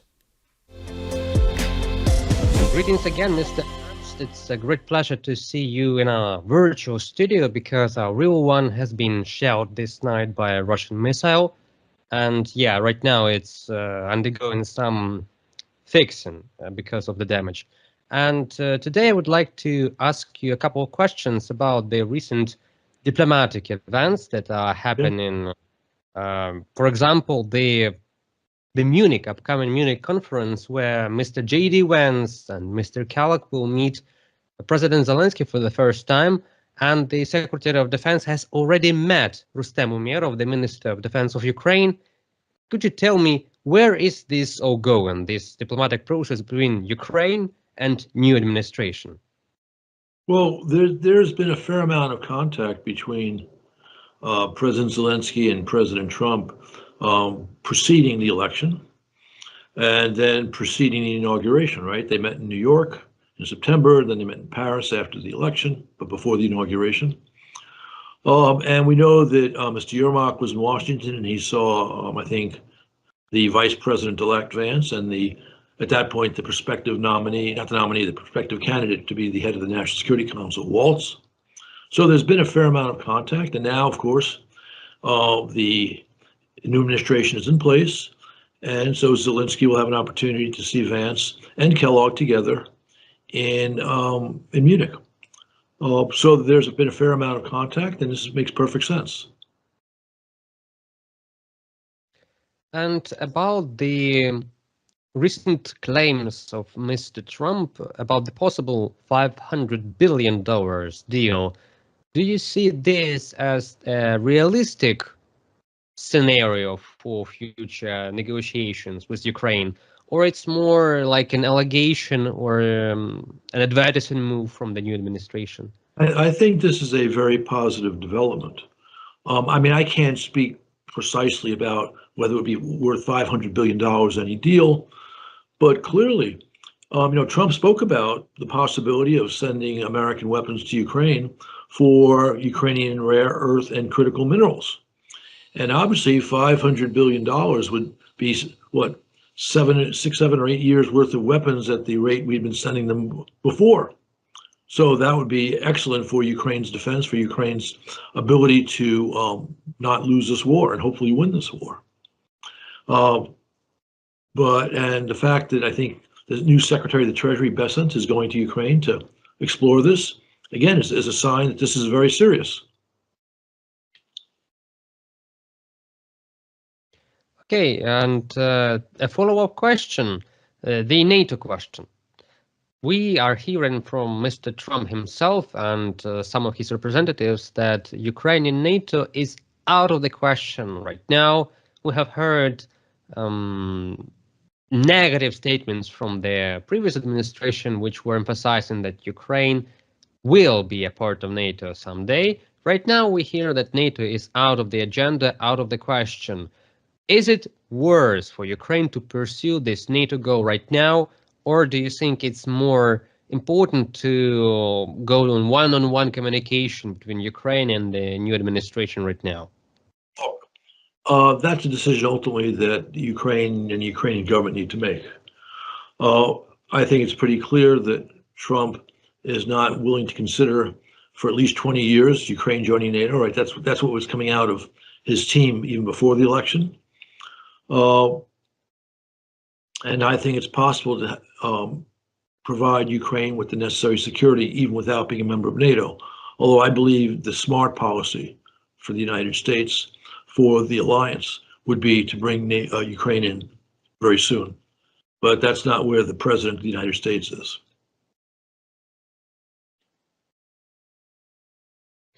Okay, Sam, maybe you have some more remarks on what should we expect in the year 2025. President Zelensky has just gave an interview the Guardian today where he emphasized that Lithuania and Poland are in direct threat from the Russian army right now. In case of, God forbid, Ukraine loses the war in 2025, then NATO allies are in this direct threat of hybrid and conventional warfare from Russia. Zelensky is absolutely right. Putin's aggressive ambitions go beyond Ukraine. And the leaders of most East European nations know that, with the exception of Orban and Fico. Certainly there are Americans who understand that. I'm not sure that, and I think it's safe to say that the principal security advisors to the president understand that. Kellogg, Waltz, Rubio. But again, I would bring Ukraine into NATO if I had the ability, if I had a policy job. I see, and maybe as a European ambassador of the United States, you have been a lot to the Eastern European countries, and if I'm correct, to Uzbekistan as well as Ukraine. Do you see a possibility of European countries, these countries, like building an axis against this possible aggression of Russia just to outlive their dictatorial regime, to outlive Putin. So can these countries, the Eastern Bloc of NATO and Ukraine as part of that, some kind of quasi-alliance, yes, bilateral agreements, can we hold back this Russian imperial ambition long enough? I think that the Trump initiative for peace in Ukraine includes a demilitarized zone between Russian and Ukrainian forces where European troops would be deployed. There is serious conversation about this in Europe. If the Europeans are willing to do that, they will undoubtedly seek some forms of American support. We would be smart to provide that support. And that could be, plus, lots of weapons to Ukraine, sufficient deterrent against future Kremlin aggression. But there would have to be very clear understandings about this. Yeah, I can hear the telephone ringing. Don't worry about it. Is everything okay? Let's just finish this. Just let me get back on track with the question. Yes, the question, the militarized zone between Ukraine and Russia with European forces. We have already seen that the demilitarized zone in Rhine in Germany before World War II. And aren't you concerned about if Putin is not stopped right now militarily, if he gets his Munich #2, let's call it like that he will return more prepared with all of his allies, and it will be far worse than this local/global conflict in Ukraine right now? Look, I believe, again, that Putin has aggressive designs. They go beyond Ukraine. If he wins in Ukraine, it will be because of weak leadership in the West, including in Washington. And he will therefore feel he can go beyond Ukraine to even challenge directly NATO, right? I could see him arguing, well, look, they didn't, Ukraine was a big country fighting well for its life. We can easily sweep into Lithuania before NATO has a chance to react, or we can easily sweep into Estonia before NATO has a chance to react. So I think that's a very real possibility. Unfortunately. And let us hope that that will never happen and we will stop this aggressive neo-imperialist expansion right now and right here in Ukraine. Exactly. Maybe you have some more remarks to say to us and we can end the interview with that. No, I think that's about it.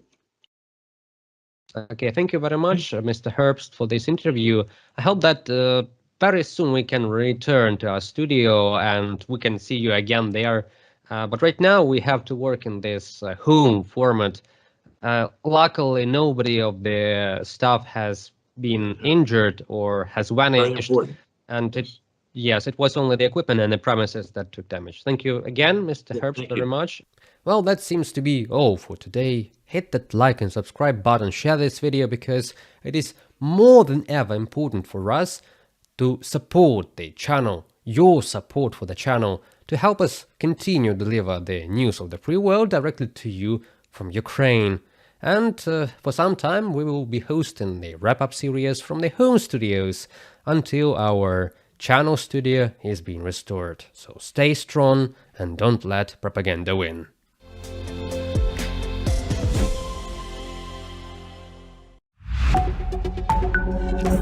The US will continue supporting Ukraine, otherwise Putin would think he won, said Donald Trump. Everything depends on us and we will go as far as necessary because we are not going to let things go another way, he stated. Trump also suggested that Ukraine might be able to reclaim some of its lost territories. The foreign ministers of Ukraine, France, UK, Spain, Italy, Poland, Germany and the EU have stated that Ukraine and Europe must be involved in any negotiations to end Russia's war against Ukraine. In their joint statement after the Weimar Plus meeting in Paris, they reaffirmed support for Ukraine until a just, comprehensive and sustainable peace is achieved. The ministers emphasized that this peace must safeguard the interests of Ukraine and its European allies. In 2024, Russia's total defense spending rose by 42% in real terms to about $462 billion, the Financial Times reports. This year, experts predict Russia's total defense spending will rise to 15.6 trillion rubles, equivalent to 7.5% of GDP or almost 40% of Russian federal spending. The defense budgets of all European countries combined, including the UK and EU member states, rose by almost 12% last year to $457 billion, $5 billion less than Moscow's spending. U.S. President Donald Trump has announced that he will likely meet with Volodymyr Zelensky next week. Trump made the statement during a briefing with Prime Minister of Japan, Shigeru Ishiba. According to the American leader, the main topics of discussion will be ending the war and access to Ukraine's mineral resources. I will probably be meeting with President Zelensky next week, and I will probably be talking to President Putin about ending the war against Ukraine because too many people are dying. Millions of civilians are being lost in this conflict. One of the things we're looking at with President Zelensky is having the security of their assets. They have assets underground, rare earth and other things, but primarily rare earth. In reality, we want to ensure security. Donald Trump, President of the United States. According to Ukrainian President Volodymyr Zelensky, about half of Ukraine's rare earth metal reserves are located in territories currently occupied by Russia. Zelensky pointed out that Kremlin dictator Vladimir Putin is spending $300 to $350 billion annually on the war. His primary goal is to seize Ukraine's resources, including rare earth minerals. Moscow is determined to take control of these valuable resources and grant access to its allied regimes, including North Korea and Iran. Putin could use these minerals to prepare for new wars. This is why Kyiv is offering its partners mutually beneficial cooperation, and the U.S. should be given priority access to the resources. We have mineral resources, but that does not mean that we are handing them over to anyone, even our strategic partners. It's about partnership. Invest your money. Bring in investments. Let's develop together. Let's generate revenue. Most importantly, this is about the security of the Western world and the European continent. These burglars, Russia and its allies, won't get their hands on everything. Look at the Dnipro and Donetsk regions, marked in pink. These are the areas they have partially seized. They are incredibly valuable because of their rare earth deposits. That is why they keep insisting on taking Zaporizhzhia and the entirety of Donetsk. This is Ukraine's iron ore basin, located in the Dnipropetrovsk region. That is why they are so desperate to seize it and will not stop. Direct communication with the new administration of the U.S. is very important for developing a unified stance on achieving a just peace. During his upcoming meeting with Donald Trump, Volodymyr Zelensky primarily wants to discuss security guarantees. The Ukrainian president made this clear in an interview with Reuters, adding that he considers it essential to meet with Trump before the American leader engages in any dialogue with the Russian dictator. Zelensky believes that a ceasefire without security guarantees will only worsen the threat posed by Russia. This is extremely important. Otherwise, it will look like a discussion about Ukraine without Ukraine. It is crucial that our partners first align their positions before engaging in talks with the enemy. I don't know what kind of compromises can be discussed at the negotiation table. We are not at that stage yet. What matters is that people understand Ukraine is negotiating. We are not accepting ultimatums from Russia. Security guarantees are the key issue I want to discuss with Trump, and the future depends on the economy, where we stand, what we represent, ensuring that people earn more and that professionals can build better lives. Putin is not preparing for negotiations or peace. He is preparing to continue the war, Zelensky has warned. According to the Ukrainian president, Russia is currently expanding its military by more than 100,000 servicemen. He also noted that Russian forces are forming new divisions and increasing military production. This is why support for Ukraine must continue to withstand Russian aggression, which has the potential to engulf the entire world. Reported by Victoria Smirnova, UATV News. The United States has made progress in negotiations to end Russia's war against Ukraine, US President Donald Trump has announced. However, he declined to disclose any details regarding negotiations with Russian dictator Vladimir Putin. On February 9th, Trump stated that he had held a phone conversation with the Kremlin leader. Western media have noted that this could be the first officially acknowledged conversation between Putin and a US president since the start of Russia's war against Ukraine. I've had it. Let's just say I've had it. And I expect to have many more conversations. We have to get that war ended. I do believe we're making progress. We want to stop the Ukraine-Russia war. Donald Trump, President of the United States, in the commentary to the media. Trump also emphasized his commitment to bringing both sides to the negotiating table. The pressure Moscow into participating, the US president plans to create leverage against the Kremlin. Trump's special envoy on Russia and Ukraine, Kate Kellogg, previously stated that this would include new sanctions on the oil and gas sector. Trump's national security advisor, Michael Waltz, also outlined plans to target the aggressor state's economy with the help of countries cooperating with Russia. I told Donald Trump, you will see, if we don't have security guarantees, we will end up with a frozen conflict. We have already been through this. Once again, I must stress, Putin does not want to end the war. And when someone is so determined to keep the war going, you cannot take half measures with them, because they will simply use it as an opportunity to return. Ukrainian President Volodymyr Zelensky also underscored the importance of sanctions in crippling Russia's war economy in an interview with UK broadcaster ITV. However, according to Zelensky, Donald Trump has yet to present a clear plan for ending the war. The Ukrainian president reiterated that he remains in contact with the US president and continues to insist that Kyiv must receive serious security guarantees once Russian aggression comes to an end. I told Donald Trump, you will see, if we don't have security guarantees, we will end up with a frozen conflict. We have already been through this. Once again, I must stress, Putin does not want to end the war. And when someone is so determined to keep the war going, you cannot take half measures with them, because they will simply use it as an opportunity to return. At the Munich Security Conference, which will take place from February 14th to 16th, Ukrainian President Volodymyr Zelensky is set to meet with US Vice President J.D. Vance, CBS News reports. The discussions are expected to focus on a peace framework for ending Russia's aggression against Ukraine, as well as cooperation in the rare earth metals sector. Reported by Serhiy Kulas, Andriy Dmitrenko, UATV News.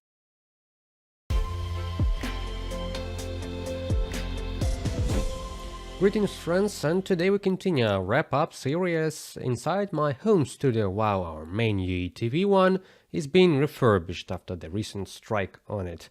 And today we will discuss some disturbing and very quickly unfolding events on the diplomatic front, the call between Trump and Putin, between Trump and Zelensky, upcoming Munich Security Conference, and is there a future for Ukraine in NATO? Let's go.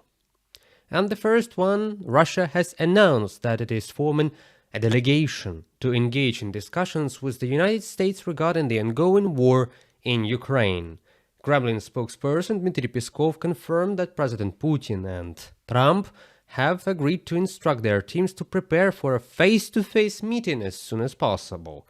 And this development raises critical questions.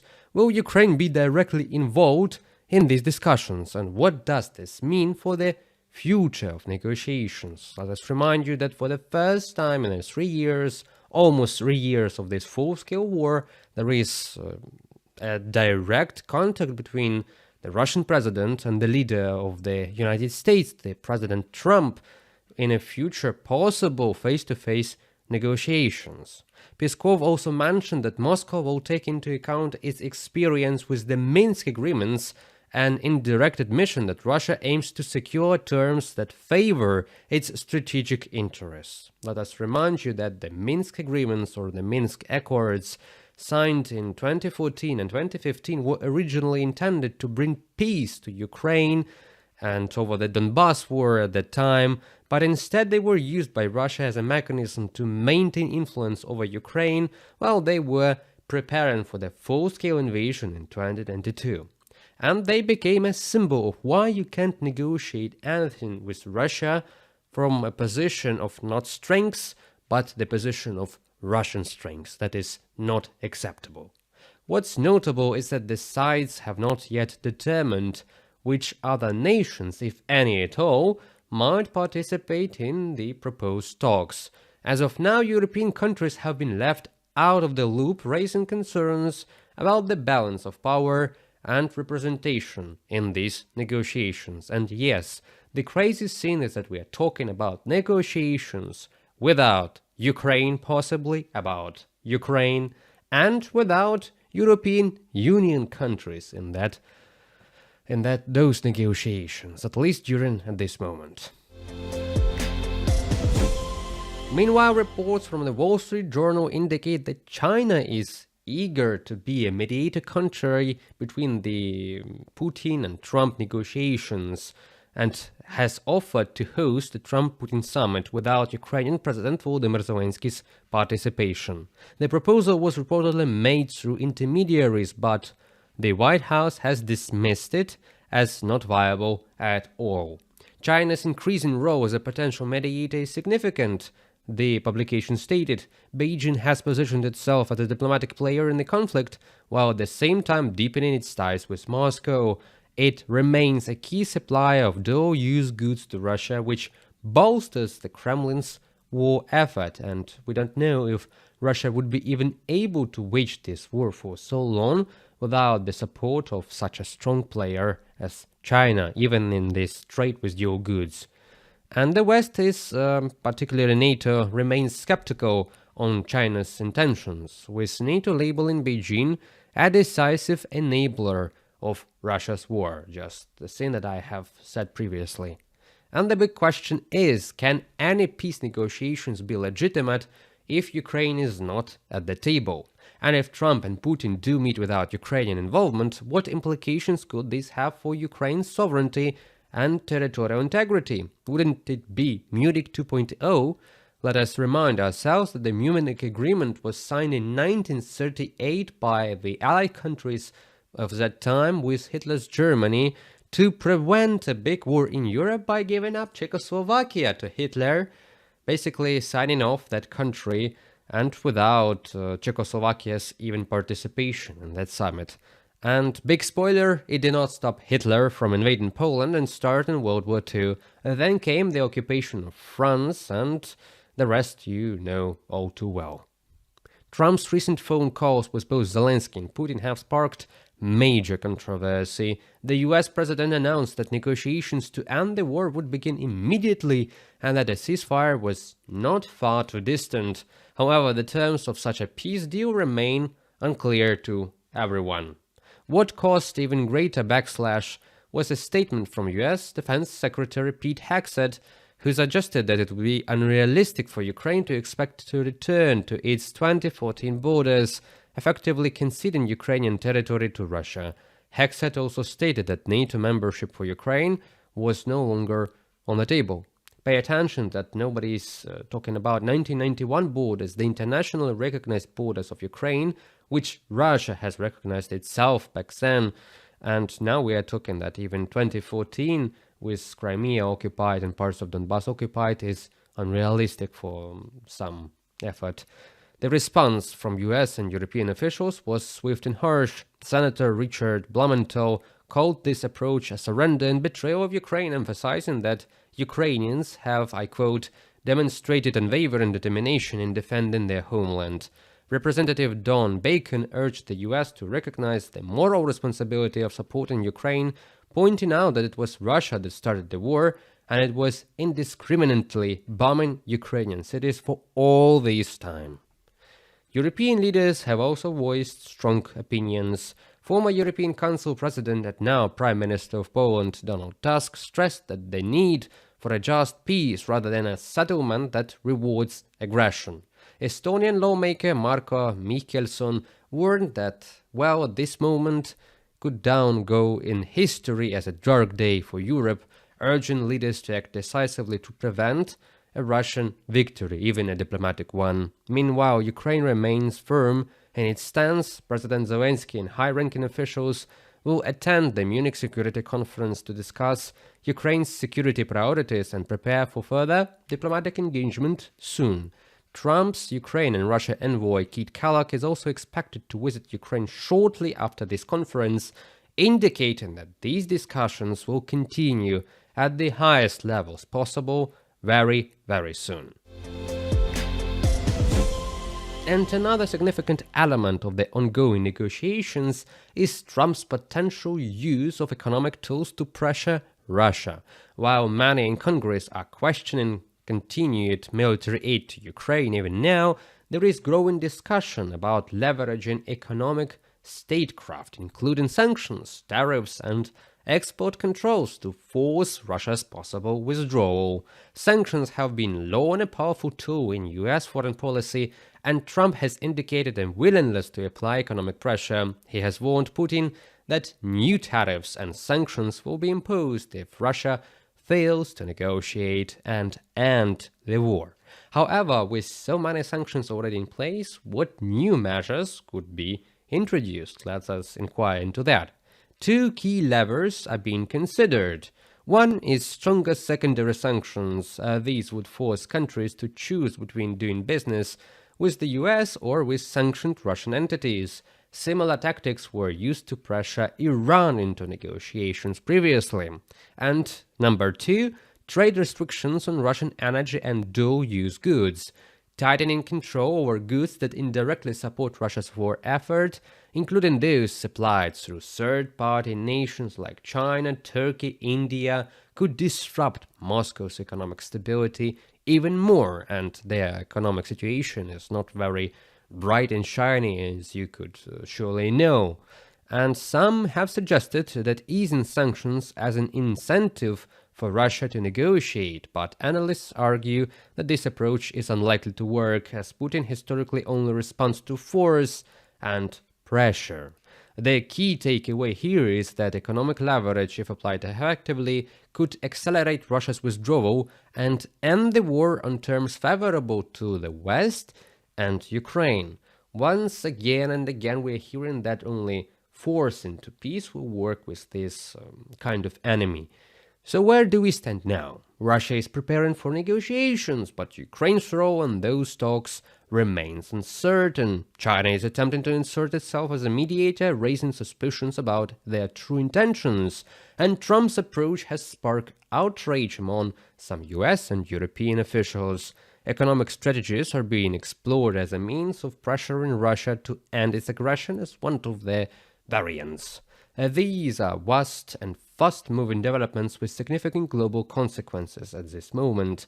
After a years-long stalemate and protracted war in the field, we'll continue to monitor how these diplomatic negotiations evolve and how Ukraine asserts its position, whether international support remains strong in the face of these challenges.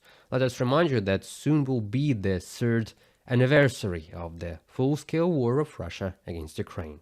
And thank you for tuning in, for supporting us in this time from my home studio too.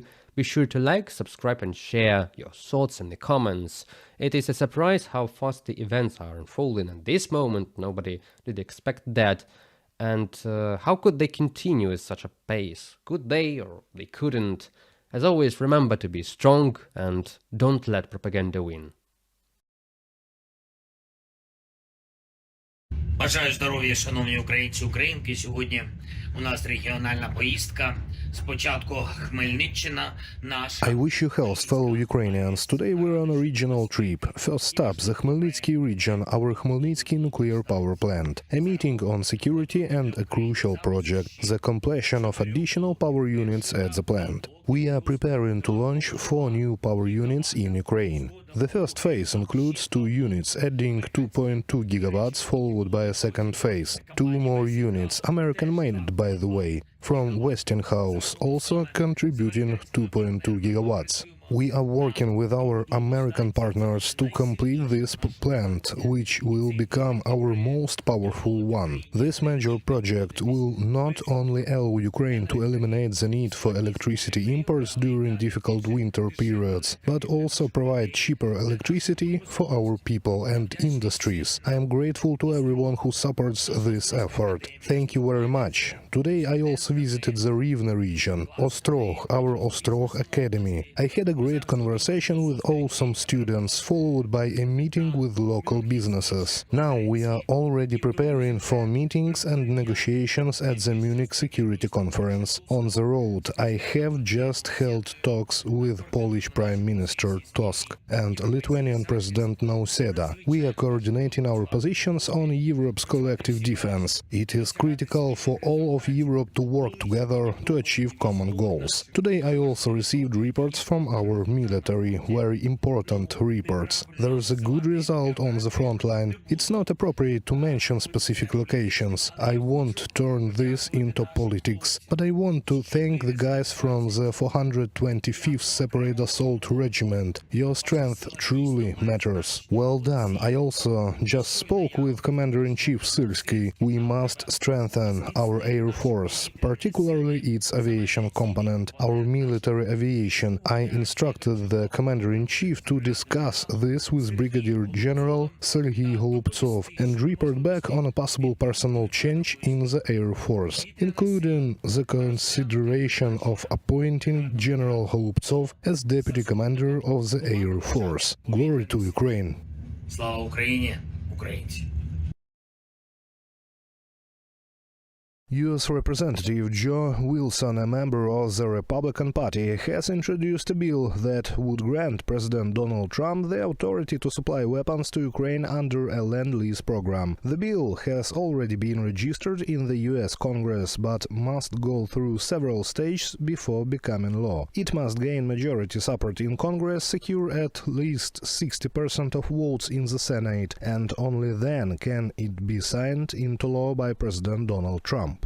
Grateful to introduce the Freedom First Lend-Lease Act as H.R. 1158. War criminal Putin understands only the language of force. We must give President Trump the authority to massively and quickly arm Ukraine with war-winning weapons to get Russia to the table. Peace through strength. Joe Wilson, United States Representative, on social network X.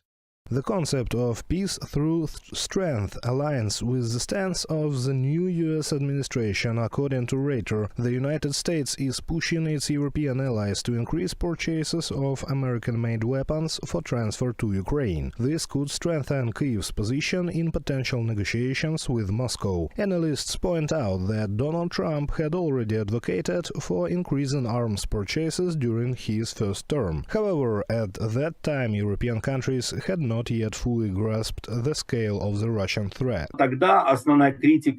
Back then, Germany's main criticism wasn't about not wanting to pay, but rather that European countries were being pushed to buy American weapons at exorbitant prices. We know that American weaponry is not only among the best, but also among the most expensive. Countries like France and Germany wanted to boost their own defense industries instead. European nations are playing an increasingly significant role in supporting Ukraine, both financially and militarily. That's why, for the first time, the 26th meeting of the Ukraine Defense Contact Group in Ramstein format on February 12 is being chaired by the United Kingdom, rather than the United States. The Pentagon has confirmed that U.S. Secretary of Defense Pete Hegseth will present Washington at the meeting and will emphasize the need for stronger European leadership in security assistance to Ukraine.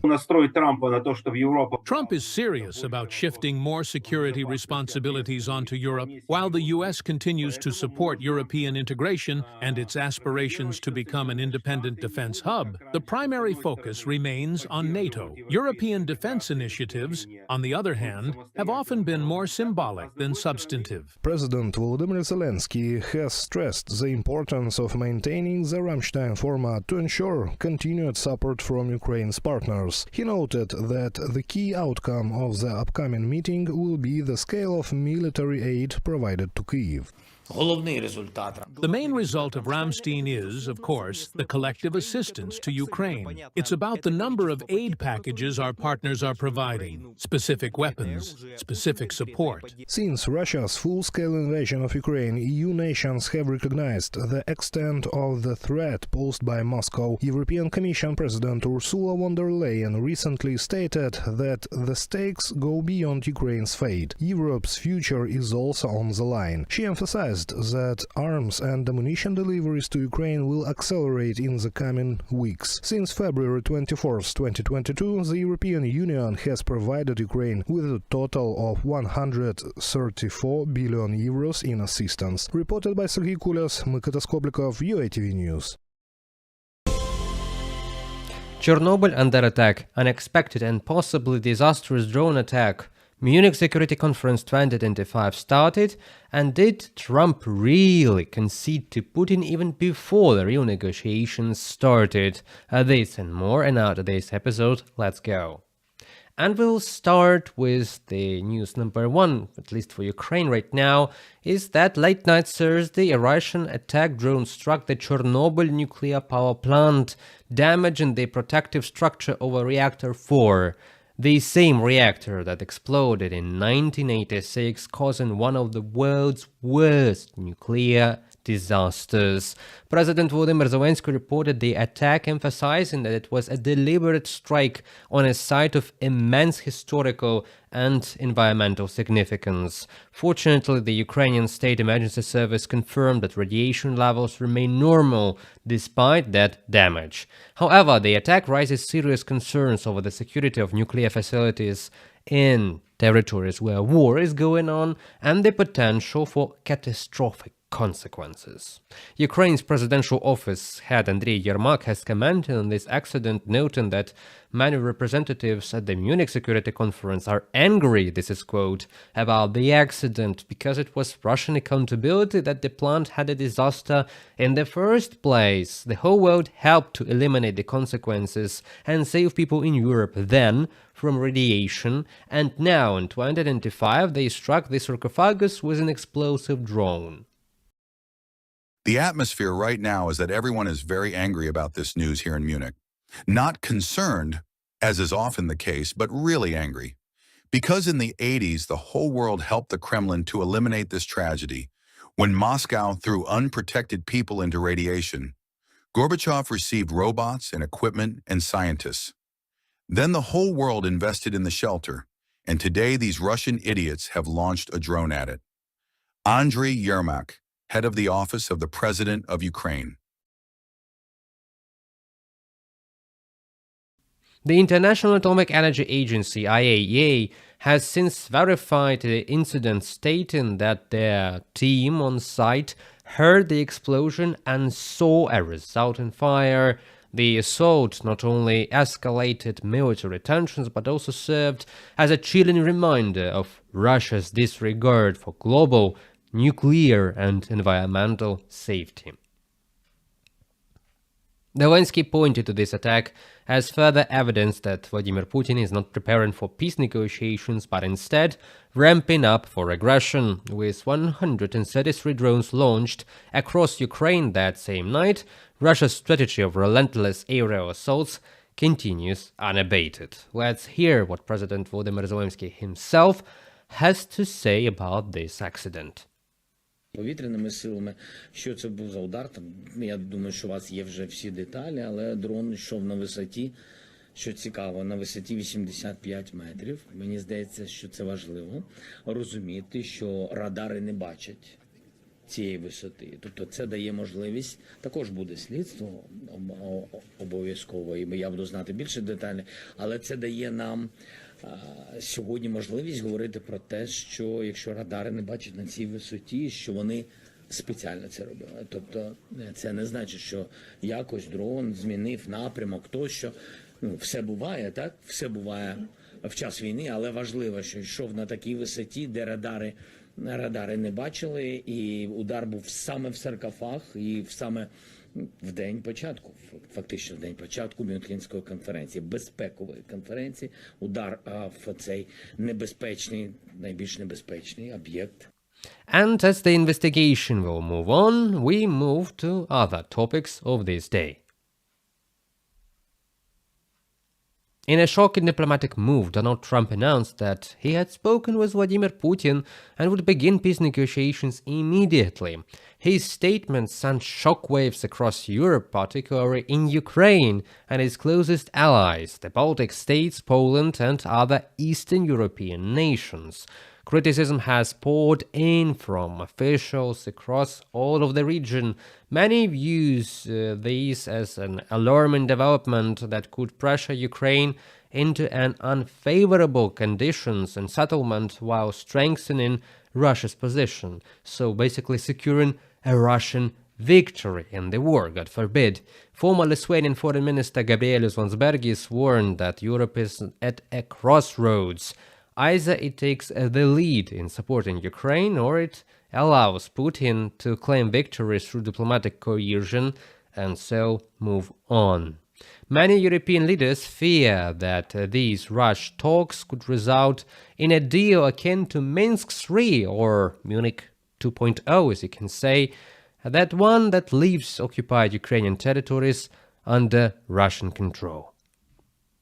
Experts agree that for peace talks to be legitimate and effective, Ukraine must be involved at every step.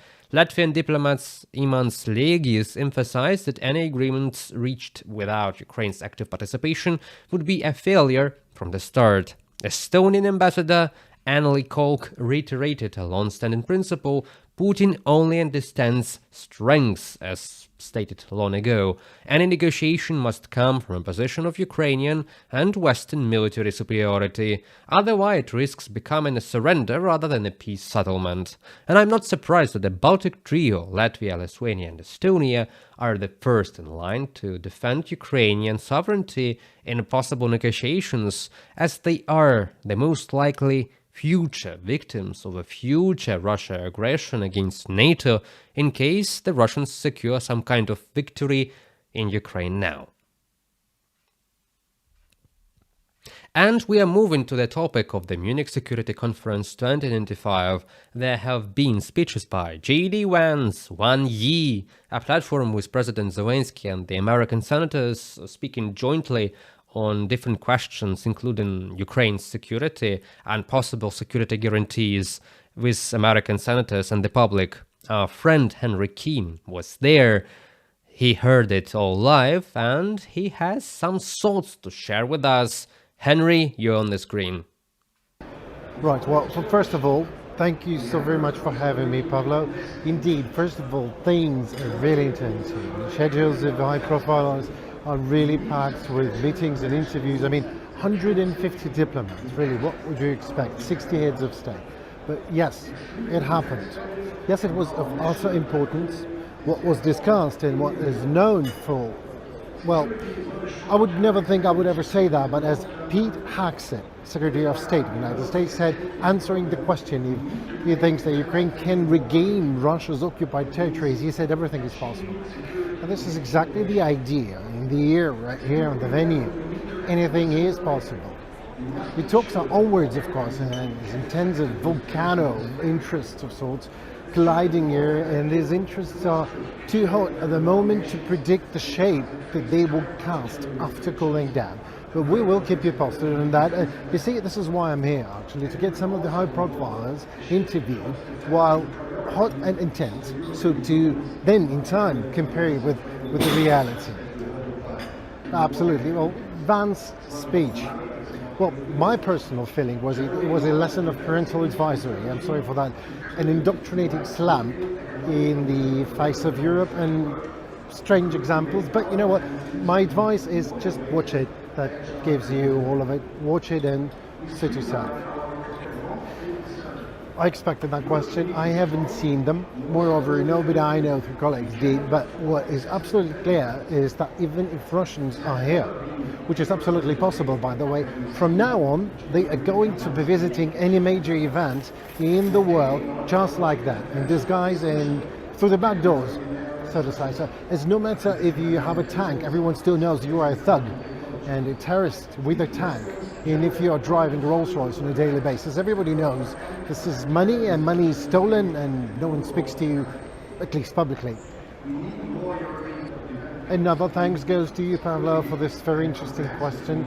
I have not a clue what Kit Kellogg actually meant by saying that. Well, neither I know to what extent knowing that you have cancer but not acknowledging it actually helps you to recover.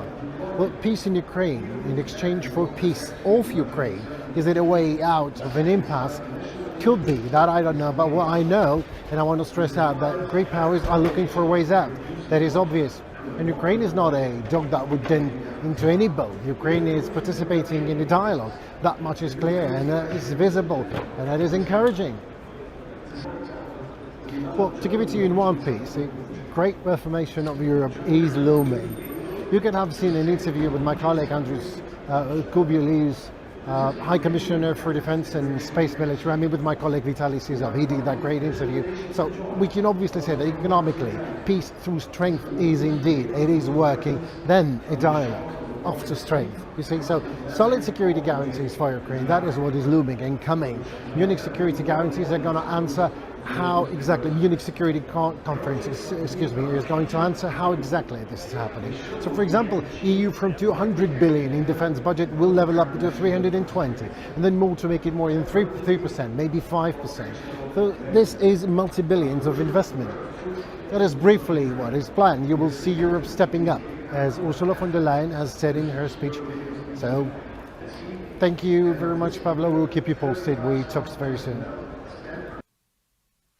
Thank you a lot, Henry, for this report from the burning places in Munich. I believe they are very hot right now with all these discussions and after all these meetings that took place today.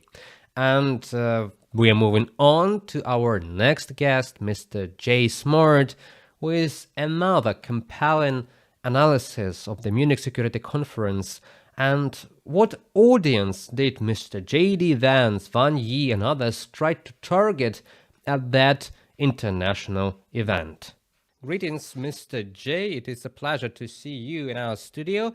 And as you could have heard, we are holding this record in my home studio because Russian missile has hit a couple of days ago our UATV studio, and it is being refurbished right now. So our today's wrap-up episode is continued in this home form. Well, I'm sorry about that. I like that studio. It was a very nice studio, but Russia destroys everything that's nice and beautiful. Yeah, and I hope that we are able to rebuild it quite soon. And to that question of rebuilding itself, the Munich Security Conference, which has happened today, it was kind of unexpected turn by Mr. J.D. Vance, the Vice President of the United States. He was talking about religion, culture, about morals, and not talking about war in Europe and the war of Russia against Ukraine. Also, there was a speech by Mr. Wang Yi of the Chinese People's Republic, where he stated that China can buy oil and gas only from Russia because who else would sell such big amounts of fuel to China? There's simply not a single supplier like that. And then there was a roundtable of Ukrainian President Volodymyr Zelensky with American senators. They were discussing some possibilities of post-war work between the United States and Ukraine and the ongoing peace negotiation process and security guarantees. Please give us some insight on all of that, if you have one, and some remarks on the Munich conference as an important event. Well, it's certainly an important event, and I think we all expect that today and tomorrow there's going to be a lot of news coming out, and it's going to be important news. Now, what is not surprising to me is the fact that the United States representatives came with their own message, with their own objectives, and we should expect that. So what's very important, and I always say this as somebody who studies international relations professionally, my PhD is in international relations, is that whenever we see what a country says or does, we should try to understand the motives, not by what we see or we perceive as being the country receiving those actions, but rather what's going on domestically. Like, what is the reason that they would do that? And usually a lot of things make sense, where otherwise they wouldn't make sense. So why would Vice President J.D. Vance today decide to talk about culture, religion, and other things? I know everyone in Ukraine is expecting Ukraine to be the center of attention, but it's because that's what got him elected. He understands that's what his electorate at home wants to hear, that he's talking about these things that are unpopular in Europe, or perceived to be unpopular in Europe in the eyes of many conservative Republicans. And so by talking about them, he's hoping to bring attention to himself and to the White House for being defenders of these values overseas in Europe, which they view as being far left and godless. And so this is the reason he does things like that. Now, what does it mean actually for Ukraine? I mean, how should we interpret all this? Obviously, the Chinese are signaling that they want to have the secondary sanctions taken off of Russian oil. You've seen that Russia, like India, after Trump took office, stopped buying Russian oil. Keep in mind, oils are bought as futures, so you buy it in advance. But they had already indicated that they didn't want to buy more Russian oil because they feared more sanctions. And I think that the Chinese are testing the water and hoping that J.D. Vance or Americans will say, you're right. We got to help our Chinese friends because we want to do business with them in the future. Well, let's just take away those sanctions. Now, what does this actually mean in foreign policy? What's going to happen next? The truth is we don't know. The truth is that we have to wait and see.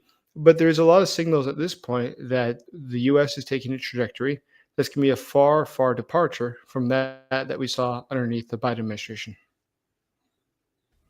So basically what you're telling me that the new administration is far more proactive, and at the same time you cannot guess what will be next, so they are unpredictable, alongside with being very, very active on the global stage. So even the old Europe doesn't know what to expect from their long-lasting partner and blood ally, if we can say so, after 2 world wars fought together, the United States.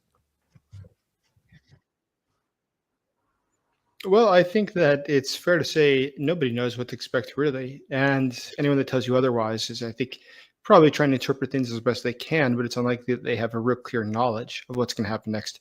The U.S. Senate is very clear. Even the Republicans in the U.S. Senate, keep in mind the former colleagues of J.D. Vance just a few weeks ago, they seem not to be very clear what's going to happen next. So if the Senate leadership, Republican Senate leadership, is not sure, I'm absolutely certain that European partners are also not sure.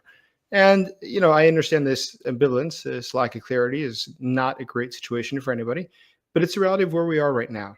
So I think at this point, the new administration, the new presidential administration, is still collecting information to decide the next steps. I would hope, of course, that they'll be cautious in how they take those next steps and gain as much information as possible before making any decisions that would be rash or to the disinterest of the United States and obviously to disinterest of our colleagues. And Mr. Lindsey Graham, the senator of the United States, has, I quote, said, if Ukraine signs the rare earth minerals deal, then Trump will defend the deal and subsequently defend Ukraine with security guarantees because, it's a deal for the United States. It is profits for them. What do you think on that quote? So, I don't know to which degree Lindsey Graham knows this to be the case versus it's a speculation. But Senator Graham obviously has been a longtime supporter of Ukraine. I think that there's also a very interesting element of the rare earth metals that's worth mentioning. If you look at the supply of them in Ukraine specifically, they're almost all located in the occupied territories or in the areas where the current fighting is taking place. It's in southeastern Ukraine. So it's right there on the front.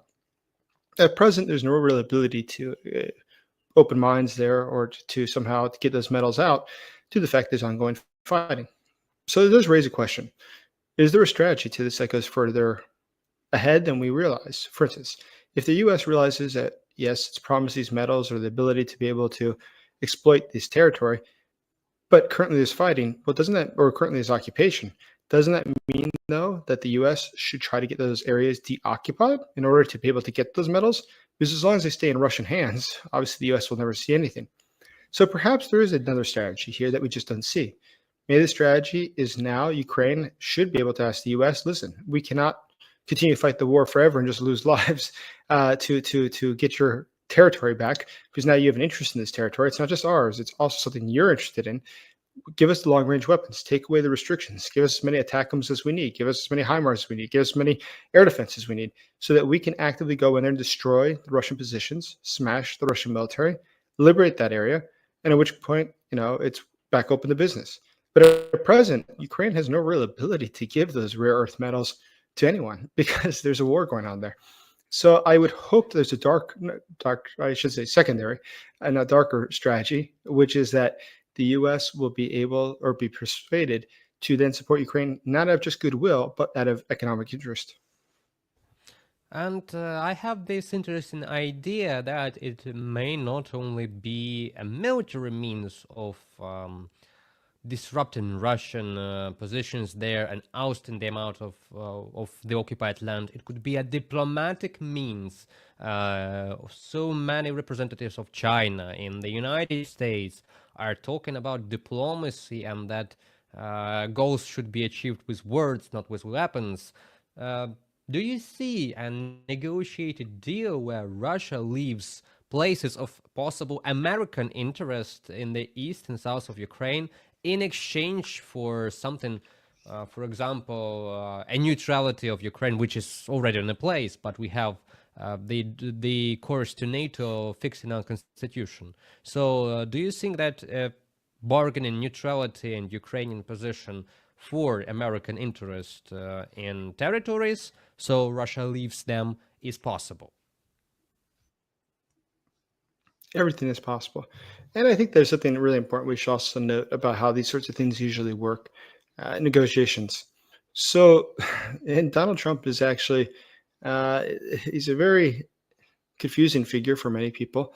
But at the same time, there is one thing that you can notice from his first term as president and just his general background is that usually he sends a lot of smoke signals, things that don't necessarily make sense. He'll say one thing, they contradict himself the next day. His one representative will say one thing, the other representative will say something different. And it's actually part of a strategy. I don't think it's just confusion. I really don't, after watching him for this long. I think that's intentional because it leaves your opponent trying to understand what's going to happen next, and they're not really sure what's going to happen next. And that's a little bit destabilizing. What I think is very likely to be happening right now is that what the Americans are saying, whichever person it is, it's the vice president or someone from the Senate or from the White House or for Elon Musk, or if it's the Chinese, they're all playing a role in this. They're all playing roles to put the Russians in a position where the Russians think it's advantageous to begin negotiations. We know that Russia has not wanted to start negotiations.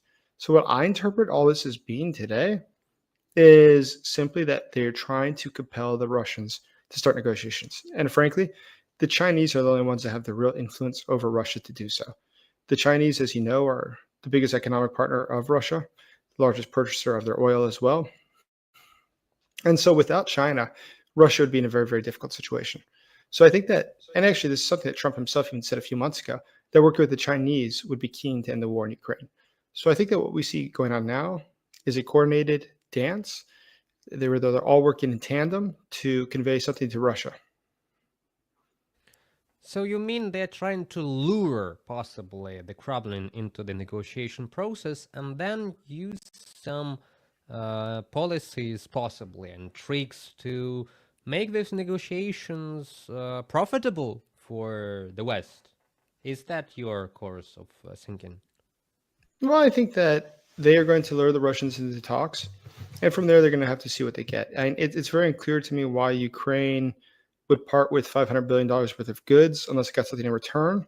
I don't think it's just to pay back previous cost. I seriously doubt that. I think there's going to be more to it. There's got to be more to the strategy. So far, even then they say very outlandish things like Ukraine shouldn't join NATO or the 1991 borders are very difficult to obtain again. I think that this is all signaling for Russia. This is not being signaling. This is not being said for the Ukrainian population or the American population. And once again, as I said, you can always look at what's going on domestically to understand what's going on internationally. And in the case of what people say in international relations, typically what we always have to understand, there is a specific person who is supposed to be the recipient of the message. Everyone else might hear the message and try to interpret it, but it was being said for somebody. There's specifically somebody whom they wish to get that message to. In this case, I think what the Chinese are saying or the Americans are saying, our message is not being sent to the Europeans. This is not so that the Latvian prime minister gets the message. No, it's not directed to them. It's directed to Vladimir Putin. And they're trying to coalesce and to coerce him into joining peace talks. Thank you very much. That was really insightful. Let's end our talk today on this note and hope that the future negotiations and Munich Security Conference will bring real security and peace to us in the first place in Europe and to the whole world. It will rebuild somehow the rules-based order, because the Chinese were talking about rules-based order in the UN, so they would like to see those rules back into place and global stability too. Thank you again, Mr. Jason, for being today in our studio. Well, that seems to be all for today. Remember to like and subscribe to the channel and support us in this time when our studio is being refurbished right now. It was Pavlo Steinmach from my home studio hosting this episode of Wrap Up. Like, share and subscribe. Remember, stay strong and don't let propaganda win.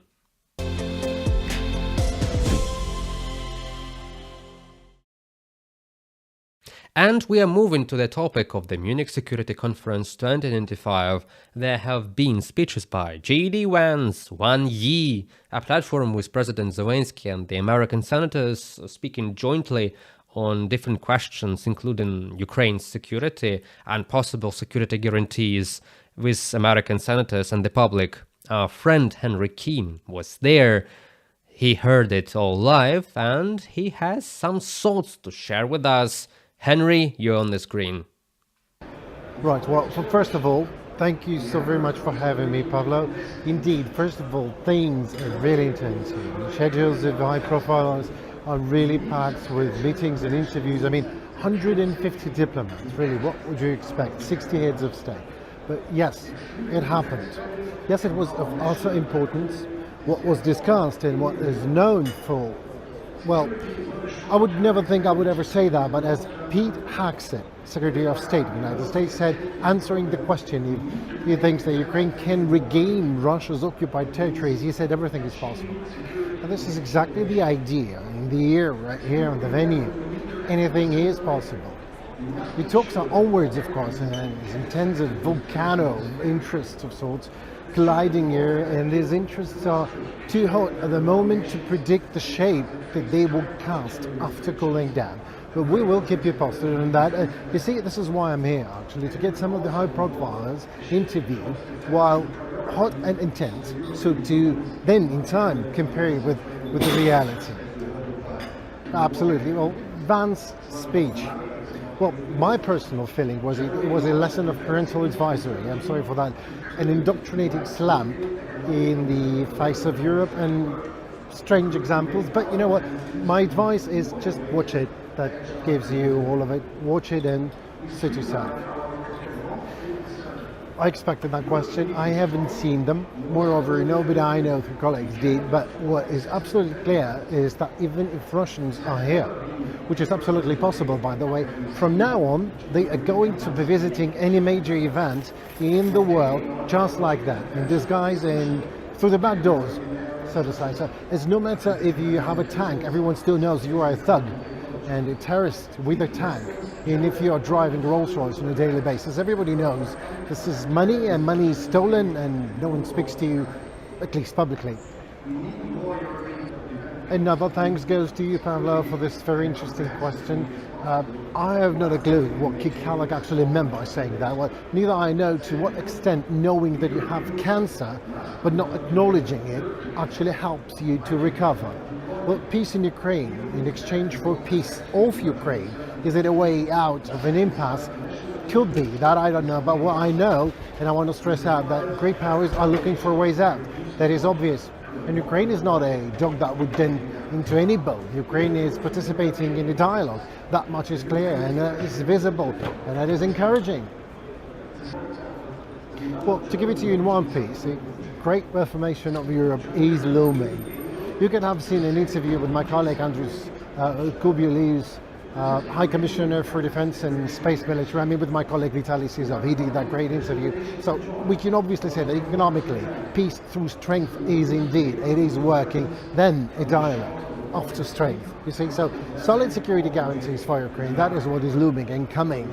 Munich security guarantees are going to answer how exactly, Munich Security Conference, is going to answer how exactly this is happening. So for example, EU from 200 billion in defense budget will level up to 320, and then more to make it more than 3%, maybe 5%. So this is multi-billions of investment. That is briefly what is planned. You will see Europe stepping up, as Ursula von der Leyen has said in her speech. So thank you very much, Pablo. We'll keep you posted. We talk very soon. Thank you a lot, Henry, for this report from the burning places in Munich. I believe they are very hot right now with all these discussions and after all these meetings that took place today. And we are moving on to our next guest, Mr. Jay Smart, with another compelling analysis of the Munich Security Conference. And what audience did Mr. J.D. Vance, Wang Yi and others try to target at that international event? Greetings, Mr. J. It is a pleasure to see you in our studio. And as you could have heard, we are holding this record in my home studio because Russian missile has hit a couple of days ago our UATV studio and it is being refurbished right now. So our today's wrap-up episode is continued in this home form.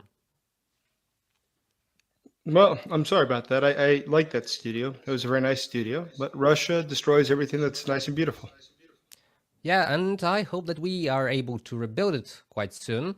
And to that question of rebuilding itself, the Munich Security Conference, which has happened today, it was kind of unexpected turn by Mr. J.D. Vance, the Vice President of the United States. He was talking about religion, culture, about morals, and not talking about war in Europe and the war of Russia against Ukraine. Also, there was a speech by Mr. Wang Yi of the Chinese People's Republic, where he stated that China can buy oil and gas only from Russia because who else would sell such big amounts of fuel to China? There's simply not a single supplier like that. And then there was a roundtable of Ukrainian President Volodymyr Zelensky with American senators. They were discussing some possibilities of post-war work between the United States and Ukraine and the ongoing peace negotiation process and security guarantees. Please give us some insight on all of that, if you have one, and some remarks on the Munich conference as an important event.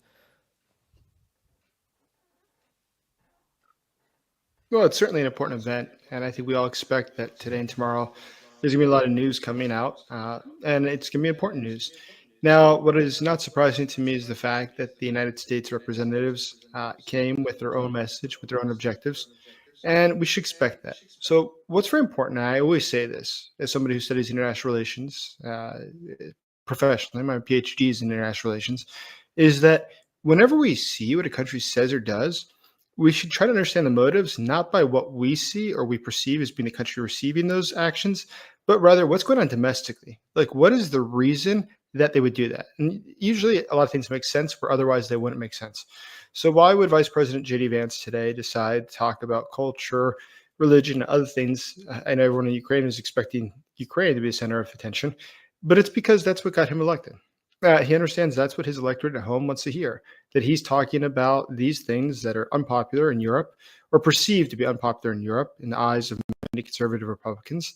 And so by talking about them, he's hoping to bring attention to himself and to the White House for being defenders of these values overseas in Europe, which they view as being far left and godless. And so this is the reason he does things like that. Now, what does it mean actually for Ukraine? I mean, how should we interpret all this? Obviously, the Chinese are signaling that they want to have the secondary sanctions taken off of Russian oil. You've seen that Russia, like India, after Trump took office, stopped buying Russian oil. Keep in mind, oils are bought as futures, so you buy it in advance. But they had already indicated that they didn't want to buy more Russian oil because they feared more sanctions. And I think that the Chinese are testing the water and hoping that JD Vance or Americans will say, you know, you're right. We got to help our Chinese friends because we want to do business with them in the future. Well, let's just take away those sanctions. Now, what does this actually mean in foreign policy? What's going to happen next? The truth is, we don't know. The truth is that we have to wait and see. But there's a lot of signals at this point that the U.S. is taking a trajectory that's going to be a far, far departure from that we saw underneath the Biden administration. So basically what you're telling me that the new administration is far more proactive, and at the same time you cannot guess what will be next, so they are unpredictable, alongside with being very, very active on the global stage. So even the old Europe doesn't know what to expect from their long-lasting partner and blood ally, if we can say so, after 2 world wars fought together, the United States. Well, I think that it's fair to say nobody knows what to expect really, and anyone that tells you otherwise is, I think, probably trying to interpret things as best they can, but it's unlikely that they have a real clear knowledge of what's going to happen next. The U.S. Senate is very clear. Even the Republicans in the U.S. Senate, keep in mind the former colleagues of J.D. Vance just a few weeks ago, they seem not to be very clear what's going to happen next. So if the Senate leadership, Republican Senate leadership, is not sure, I'm absolutely certain that European partners are also not sure. And, you know, I understand this ambivalence, this lack of clarity is not a great situation for anybody, but it's the reality of where we are right now. So I think at this point, the new administration, the new presidential administration, is still collecting information to decide the next steps. I would hope, of course, that they'll be cautious in how they take those next steps and gain as much information as possible before making any decisions that would be rash or to the disinterest of the United States and obviously to disinterest of our colleagues.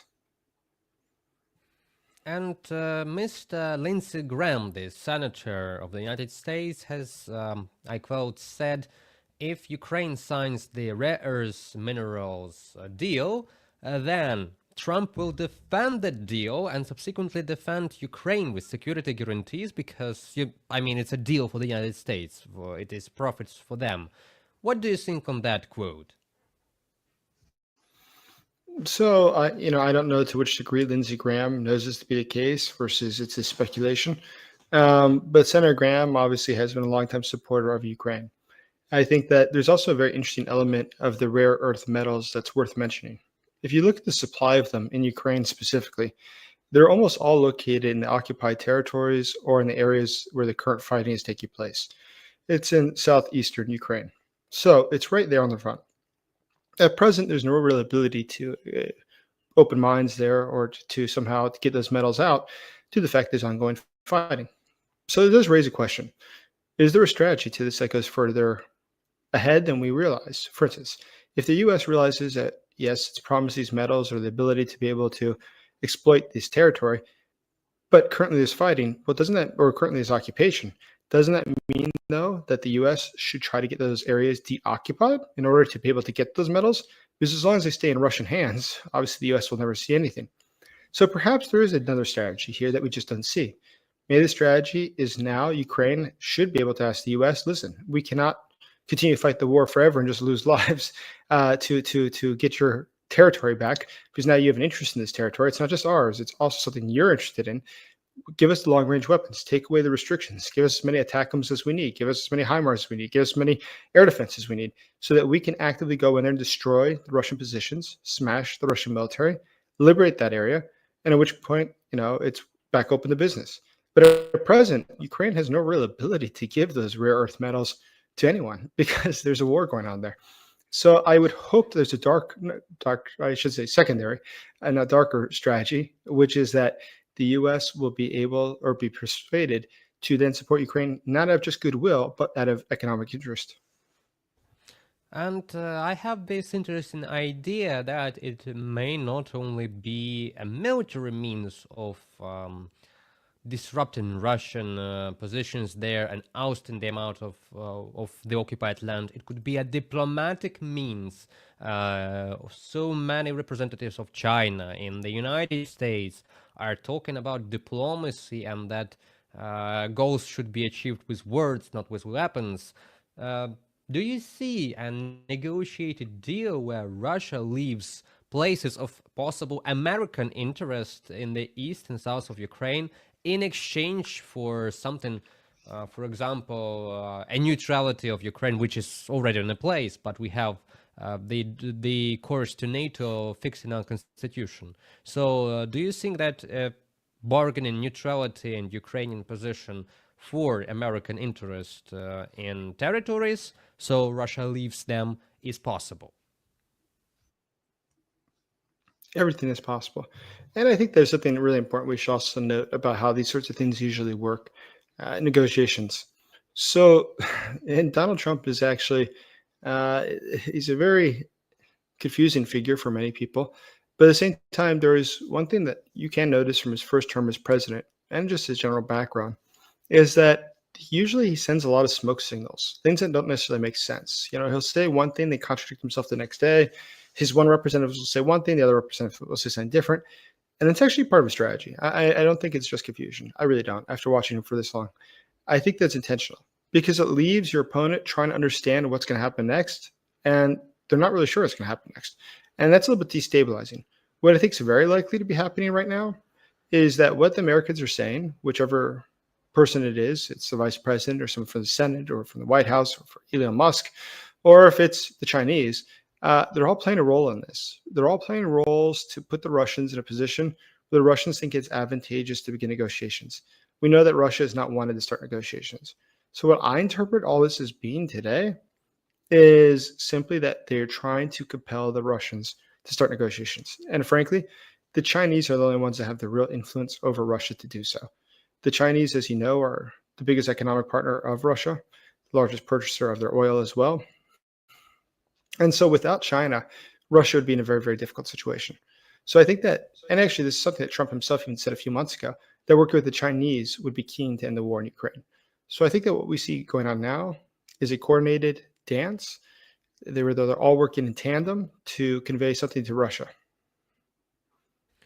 So you mean they're trying to lure, possibly, the Kremlin into the negotiation process and then use some policies, possibly, and tricks to make these negotiations profitable for the West? Is that your course of thinking? Well, I think that they are going to lure the Russians into the talks. And from there, they're going to have to see what they get. And it's very unclear to me why Ukraine would part with $500 billion worth of goods unless it got something in return. I don't think it's just to pay back previous cost. I seriously doubt that. I think there's going to be more to it. There's got to be more to the strategy. So far, even then they say very outlandish things like Ukraine shouldn't join NATO or the 1991 borders are very difficult to obtain again. I think that this is all signaling for Russia. This is not being signaling. This is not being said for the Ukrainian population or the American population. And once again, as I said, you can always look at what's going on domestically to understand what's going on internationally.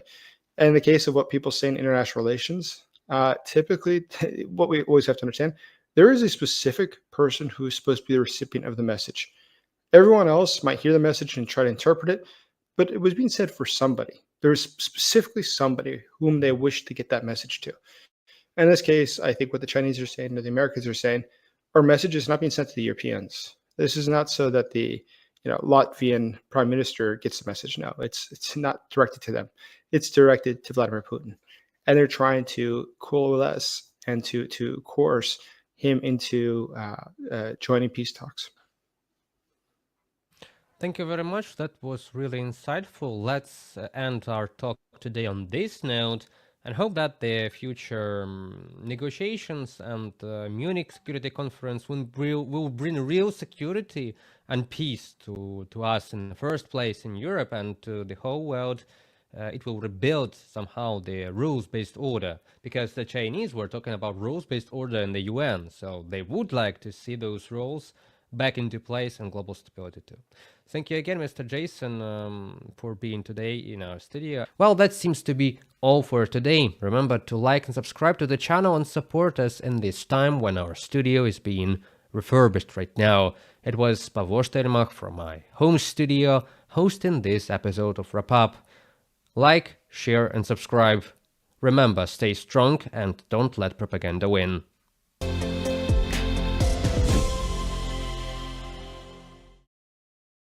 Security in Europe and support for Ukraine are the key issues on the agenda for US Defense Secretary Pete Hegseth's tour of European countries. He has already visited the headquarters of the US European and Africa Commands in Germany. He is also set to participate in a meeting of NATO defense ministers and a session of the Ukraine Defense Contact Group in the Ramstein format.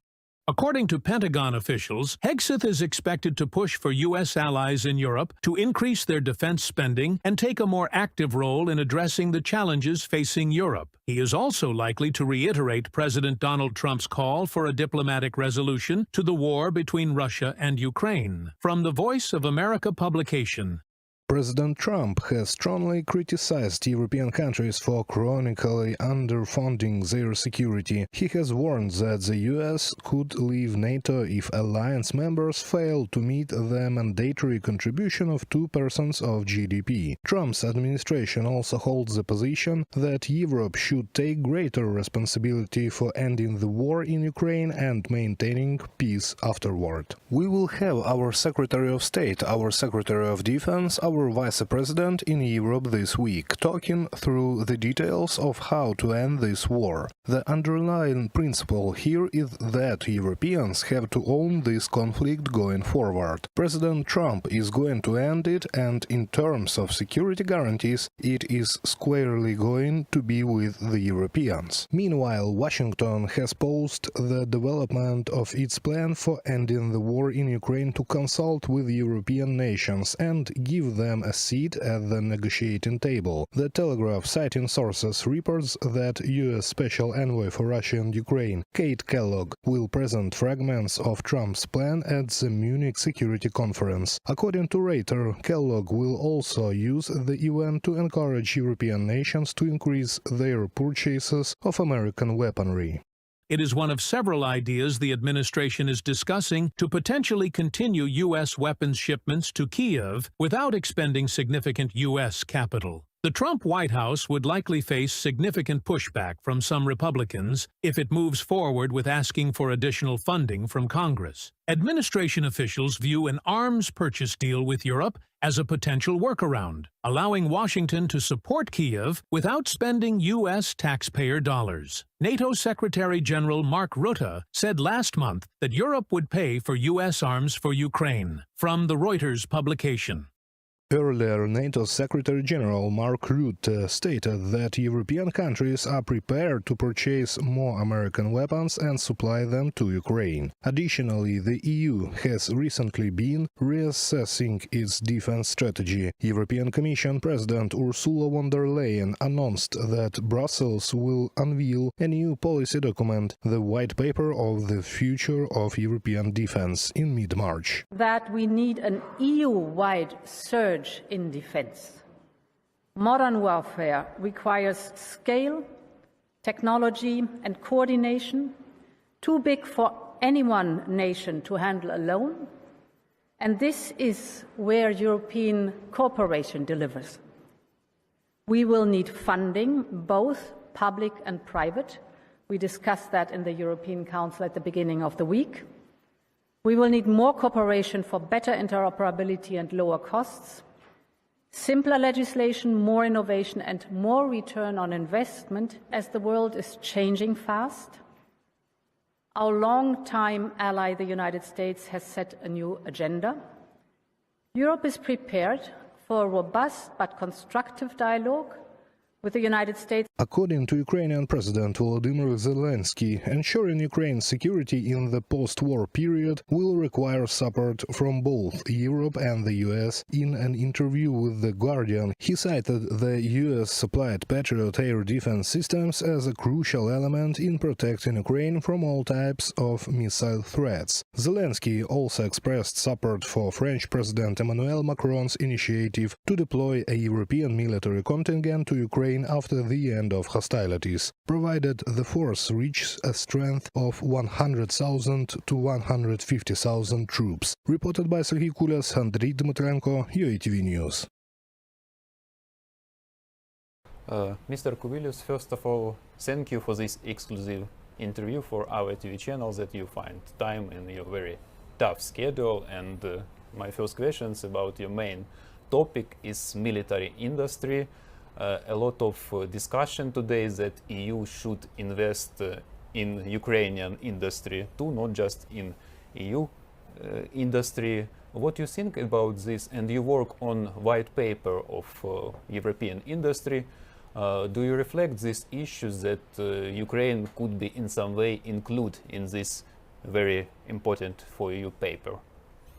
Well, thanks a lot for invitation, and definitely Munich Security Conference is, very intensive few days where we shall discuss both defense industry, space, and also, of course, Ukraine will feature very much, both, speaking about defense capabilities, about political developments, American initiatives, European initiatives. So that's 3 or 4 days of very, very intensive discussions. Now on white paper, yes, white paper, we are going to publish it in the middle of March.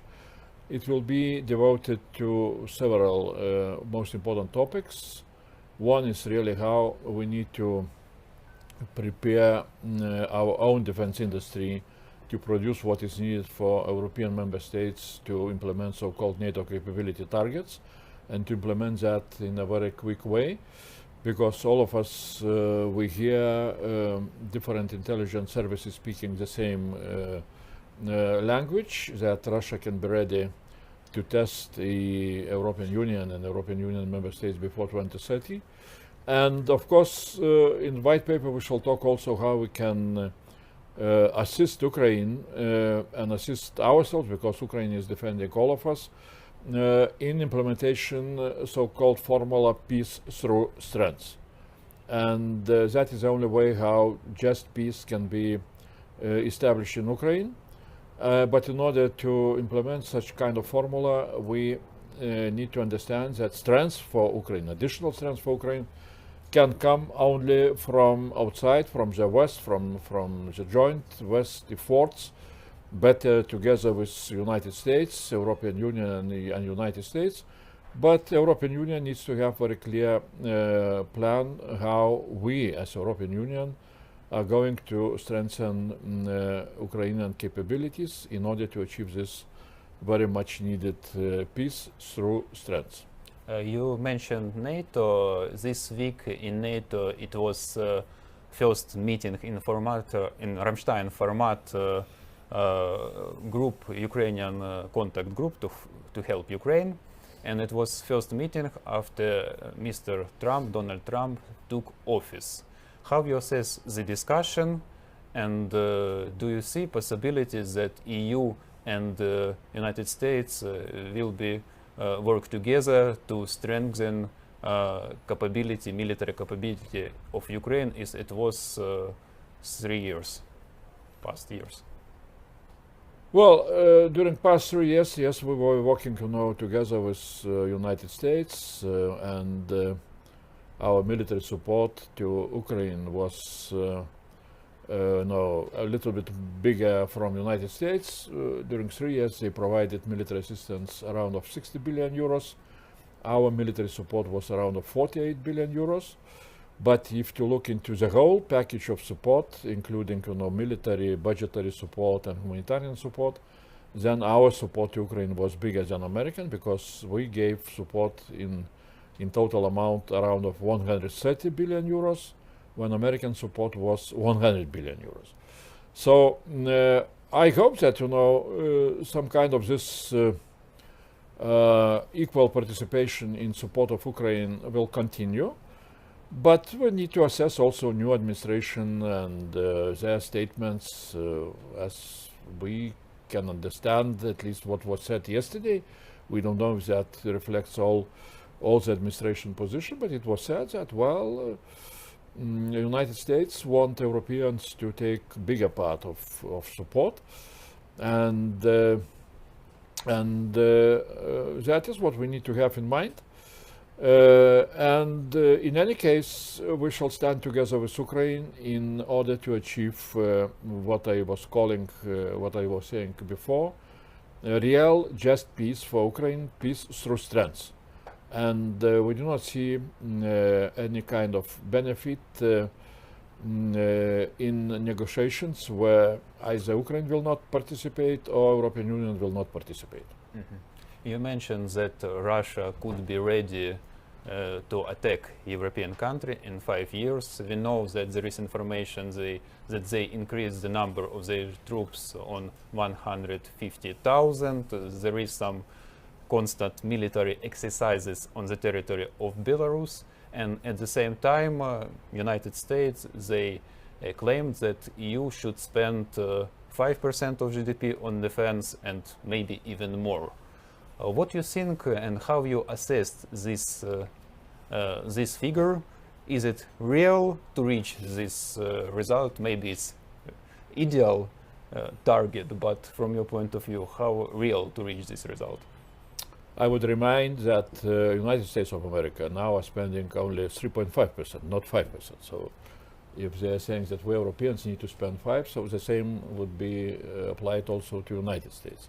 There are some European countries which are coming closer to 5%, especially those who are feeling that threat very close, like Baltic states, like Poland. I hope that really there will be an agreement during NATO summit at the end of June to increase national defense spending, at least up to 3% or 3.5%. And we have our very clear calculations how much we need to spend and how we need to raise money, additional money on EU level, how we need to convince banking sector to invest much more into defense, because it's not a question of percentage, how much we need to spend. Is a question what kind of capabilities we need to have on the European continent in order to be ready to defend ourselves and in such a way to deter Russian wish to start a new aggression. So that is what we are together with NATO. We are working very, very closely, evaluating what capabilities European member states need to have. The gaps are not small ones, but I see also possibilities that quite soon, during NATO summit, during forthcoming European Council meeting immediately after NATO summit, here will be made very important decisions exactly to have very clear plan how we are strengthening our defense capabilities, how we are reaching those NATO capability targets, and how we are supporting also Ukraine, how we are strengthening our support to Ukraine in order to achieve this what I called before peace through strength.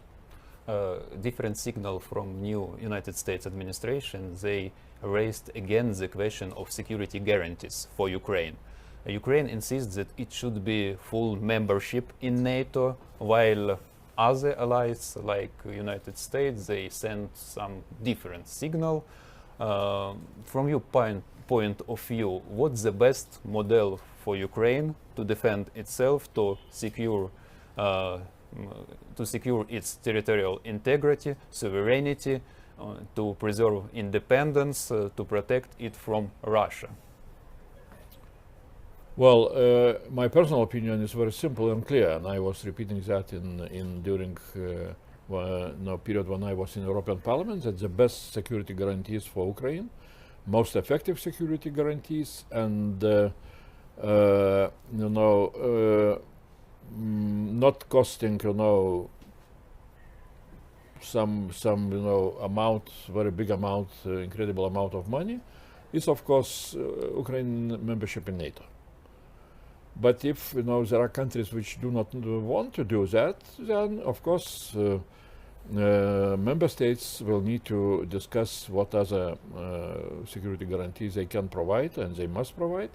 But this is not my responsibility. It's not included in my portfolio, and it's not what the European Commission will do. That will be member states level discussions.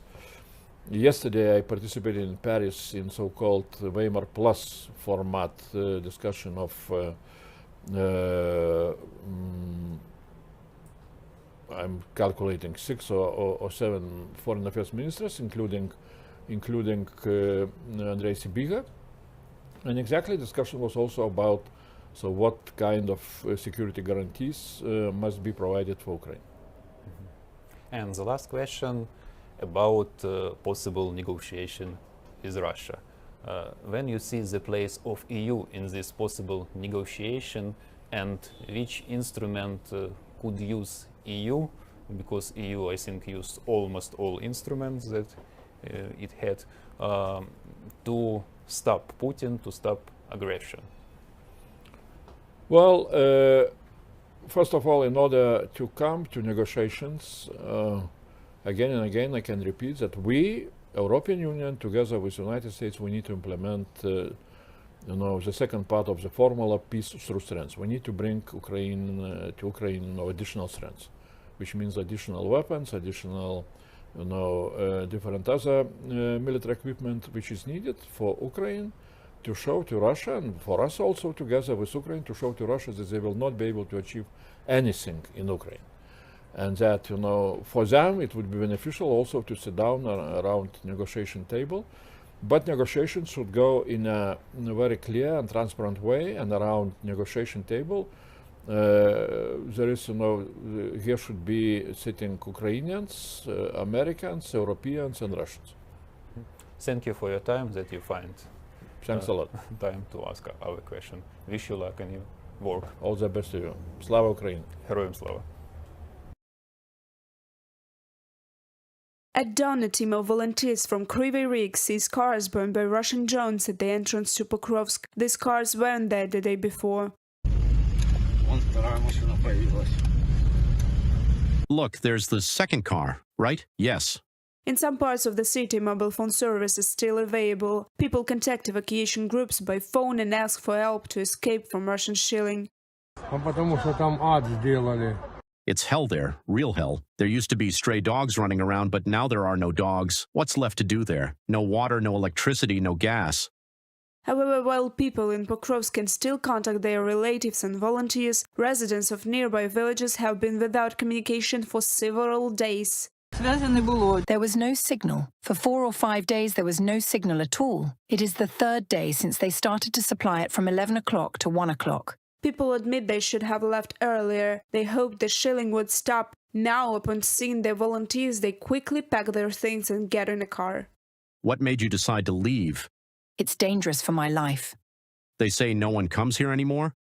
No, there's no one left here. It took pensioner Valentina 5 minutes to pack, just 2 small bags and her beloved pet in their arms. With every hard blast, she flinches. I have a terrible headache. It's really bad. My blood pressure was 240 by 120. I had to take handfuls of pills. I didn't have the strength to listen to the gunshots. They were so loud. Volunteers say this trip can be considered successful. The only ones they couldn't find were 2 residents from the village of Zverevo, which is less than a kilometer from the front. It's possible they were hiding in the basement and were afraid to come out. Anyone come. Hello. Брались туда. Очень сильно много дронов летает. Ну, так и не достучались, но там дроны очень висели. We finally got there. There were a lot of drones flying, but we couldn't reach them. The drones were watching us closely. We didn't know if they were ours or theirs. It felt like we wouldn't make it out of there alive. Every day in Pokrovsk, civilians are killed. Russian forces use strike drones to attack civilian and volunteer vehicles. According to the Donetsk Regional Military Administration, today there are no more than 67,000 people left in the entire district, with about 7,000 people still in Pokrovsk itself. Reported by Alexandra Zaslavets, Alena Hramova, Evgeny Karmazin, UATV News. Good afternoon, my name is Nukin. We are Freedom UATV English, Ukrainian State Television. We are in Munich, as you can see, beautiful scenery on the backdrop. Snow is falling and a lot of things is going on. We are going to discuss tonight with my fellow from Latvia. I was born and raised in Latvia, this is why, that makes the stop, the pause. So, Richard Scholes. Good evening. Hello, good evening. My first question is, indeed, the schedule is packed with a lot of things. And as you rightfully said, to stop and to recall what is going on, to reflect on that is very important. But we are discussing security, European security. What is that even? Can you please educate me on that? Oh, you mean European security? Exactly. That is the what we have created on the ashes of Second World War, the order, the environments, and of course, very soon we will celebrate the 80th year of defeating of Nazi Germany. Right. And based on that, of course, not everyone enjoyed the freedom, unfortunately. There were countries in Europe that still were behind the Iron Curtain under Soviet rule for another 50 years. We liberated, I would say, these countries as well. And based on that, we created the environment, the security environment under NATO umbrella, vis-a-vis also the EU structures as well. And this is the environment that has enjoyed peace, stability, and prosperity. And all of this have been shaken up for the past 10 years in Ukraine. Ukraine is Europe. That geographically should be defined, and there is somebody who is objecting that's not even Europe. Obviously lives somewhere, across the Ural mountain sphere. So right now we have the aggressor in a shape of similar to the Second World War perpetrator, Soviet Union. They proudly say that they're a continuation of the Soviet and the Tsarist Russia, and that is in the face of the Vladimir Putin, who is this big antagonizer to rebuild the empire on the expense of the sovereign and independent countries. Ukraine is first to be attacked, but what the message is, and it's clear message from Putin, it's not the message from Europe and so on, from the Putin. My appetite is way bigger than Ukraine itself. It's also to test the resolve in NATO alliance as well, their ability to really vouch for the security architecture that we have jointly built. And this is, I think, the core interest of Vladimir Putin. So right now we are at the existential crossroads right now, particularly for the Baltic countries. Right. And right now, Munich Conference entered the first few days, and I think it was just slightly a few hours before, certain announcements from the new U.S. administration. We heard that all right. But not only announcements, but the telephone conversation between Trump and Putin, prior even for him having a conversation with Zelensky, even though he had later on. And that raises, of course, the question, where do we stand within the NATO as well, but also Europe as the continent? Is the transatlantic partnership still strong and valid?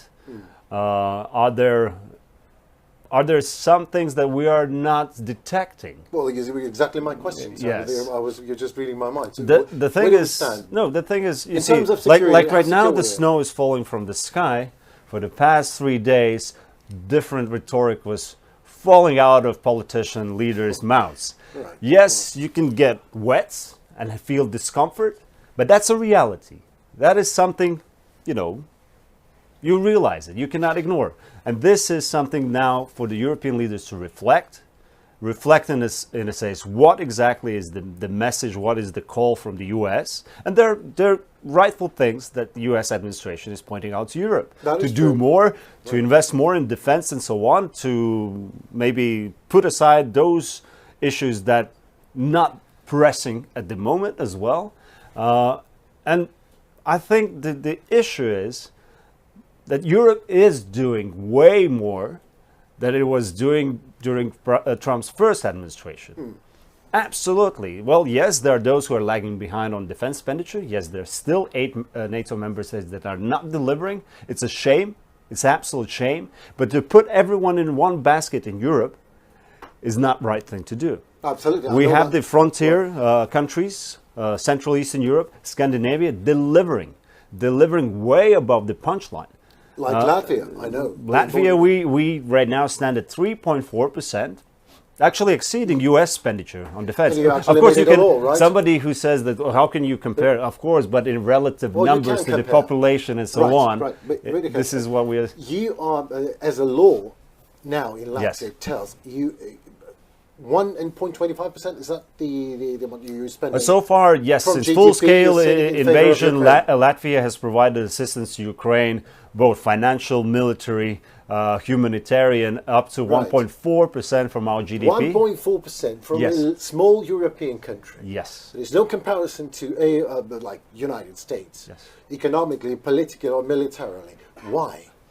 Well, we understand what is at stake. What is at stake? At stake is our existence, actually, our sovereignty as well, because there's an imperialistic, sorry, I will not curse, but I want to curse when I'm talking about Putin, that has clearly stated he wants to abolish rules-based international order. And for small countries, rules-based international order is existential. Be it Latvia, be it Switzerland, be it, Andorra, it's existential. And we see the axis of evil. It's not just in Far East, China. They are cooperating. Not only ad hoc cooperation, strategic cooperation, really undermining international institutions, rules-based order. Right. And somebody says, yeah, but who established this rules-based order? Everyone. For God's sake, everyone. After the Second World War, forming UN, all the UN member states created this rules-based order where might will not make right, where rules will follow, where those who cherish the rules and apply those, where we respect the agreements we sign. That is the rules-based order I'm talking about. Somebody is always pulling this, saying, yeah, but this is some kind of Soros sees something created this rule-based order and so on, and now pushing the agenda. No, it's actually the world, the global community came together after the Second World War and created this rule-based order that is on mutual respect, no matter what is the size of your country. Right. And this is something being very determinedly abolished. Talking and about damaged. mutual respect. Yes. United States and Europe, how are we doing in this regard? Well, I'm true transatlantist. No matter what is going to be on the daily agenda and so on, I'm going to fight for the backbone being strengthened in the transatlantic relations. Right. Yes, we might have different administrations, different governments in Europe, different European Parliament, Right. different accents, but it is proven.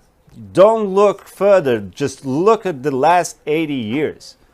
It is the accomplishment of this transatlantic cooperation, the prosperity. Yes, we might have smaller, bigger crises and so on, but we see that relation is something that cannot be just abolished with one or another administration. Yes, we might have difficult times, but the best thing is to do is to talk to each other, not at each other, but to each other. And this is exactly what in the Munich conference we did. Right. One thing is what happens at panels. Right. At panels, we talk because there is no one who's, going back. But there are bilateral meetings, intensive bilateral meetings. For me, myself, yesterday I had, if I'm not losing the count, around 15 bilateral relations with the U.S. representatives and so on.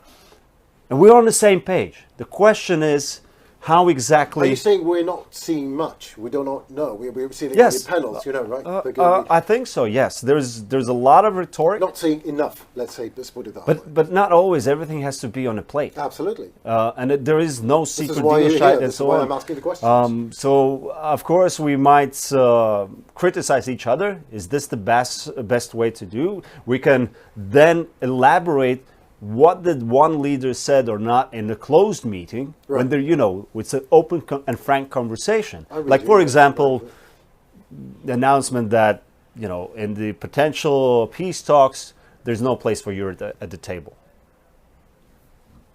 Well, it's just impossible in practice, because Ukraine is Europe. And everything that will be agreed and so on, we are also to be implemented. It is not that obvious for Yeah. some. Obviously, for some hosts are asking questions like to President of Latvia, Yes. Yes. just today. And he said that Ukraine is just a pawn. Mm-hmm. And the king and the queen are deciding which move to make. Mm-hmm. Is that so? That was the question. It was a polite question, but still. So do you believe that this is absolutely impossible? He said this comparison. Exactly. Just a minute ago. Well, I don't share. But it I don't doesn't share matter. I'm his sure that you views. either, but- Yes, but, I mean, there- my absolute conviction is that Ukraine is not something abstract. It's a sovereign country recognized by UN, in the 1991 determined borders. There's no one who can say what concessions you have to make, in what way. It's Ukrainians and Ukrainians only that can decide that. Yes, we can provide the environment, security guarantees and everything, to which Ukraine then can decide, this is our position, this is what we are ready to do. But not putting on the table, I use the term, Ukraine has to be at the table, not on the table. And that is the principle that we have to push for all the leaders. Yes, I know it's a good thing that Macron has called for the EU summit. Well, I'm receiving different information that not all the EU leaders have been called for this summit, which raises again the questions. What is this kind of summit? Don't call it EU summit, call it France summit. Why I'm saying this? This reminds me again on the post-2014 situation. We had the Minsk, we had the Normandy format, and the rest of the Europe was not actually included in these talks. So this time... A little bit of history repeating itself.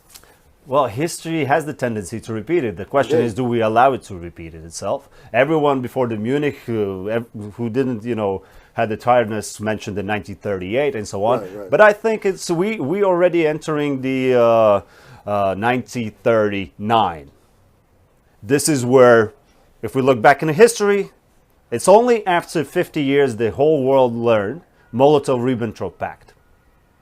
So right now, if the US is not transparent with its EU allies on what is actually happening, what is the modus operandi for all of this exercise that we're seeing right now?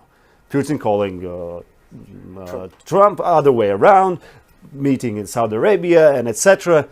Are there any deals already behind allies being struck on, defining the interest lines? Well, that reflects my questions and my But of course, right now I just can, speculate on those things. Okay, let's not speculate. Can I ask you, finalizing you once said on the panel in OSCE, yes, I did. That famous phrase, and I made a mark for myself to meet you.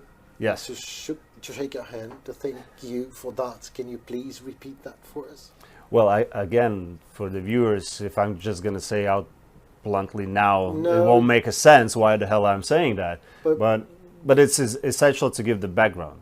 It was the first anniversary of the full-scale invasion for Russia in Ukraine. Right. It was the gathering at Vienna, the Organization for Security and Cooperation in Europe.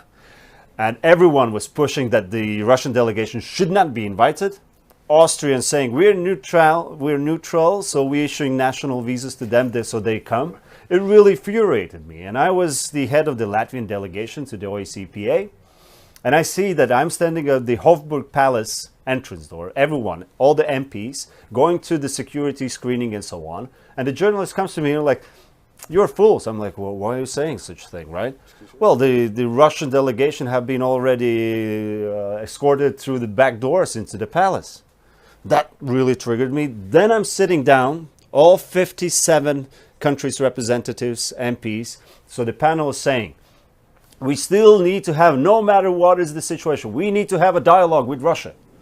And I'm just sitting there, and those criminals are there. Right. And then, yes, I was given a word, and it really was spontaneous at that moment. I really said this is as bizarre as it can be. When OSCE is complaining that we cannot do anything about the OSCE employees arrested in the occupied territories, that they will be trialed. You said exactly, there's an elephant in the room. That's what you said. Yeah, well, the Russian delegation took it literally, because they complained, Russian delegation will not accept that they're compared to the elephant. What an idiot. But okay, that's up to them. But of course, in the end, I did quote the Russian border guards. And I said I have a message to convey to the Russian delegation. And I said, Русский военный корабль пошел нахуй. I will not put the subtitles and so on. But somebody said, well, I'm swearing. No, I do not do self-censorship. I did say that I'm going to quote. Right, exactly. Exactly. Well, what can I say? Thank you for your time, for your expertise, for your emotion, and for what you say and for what you do. Thank you. Well, great. Thank you. Pleasure.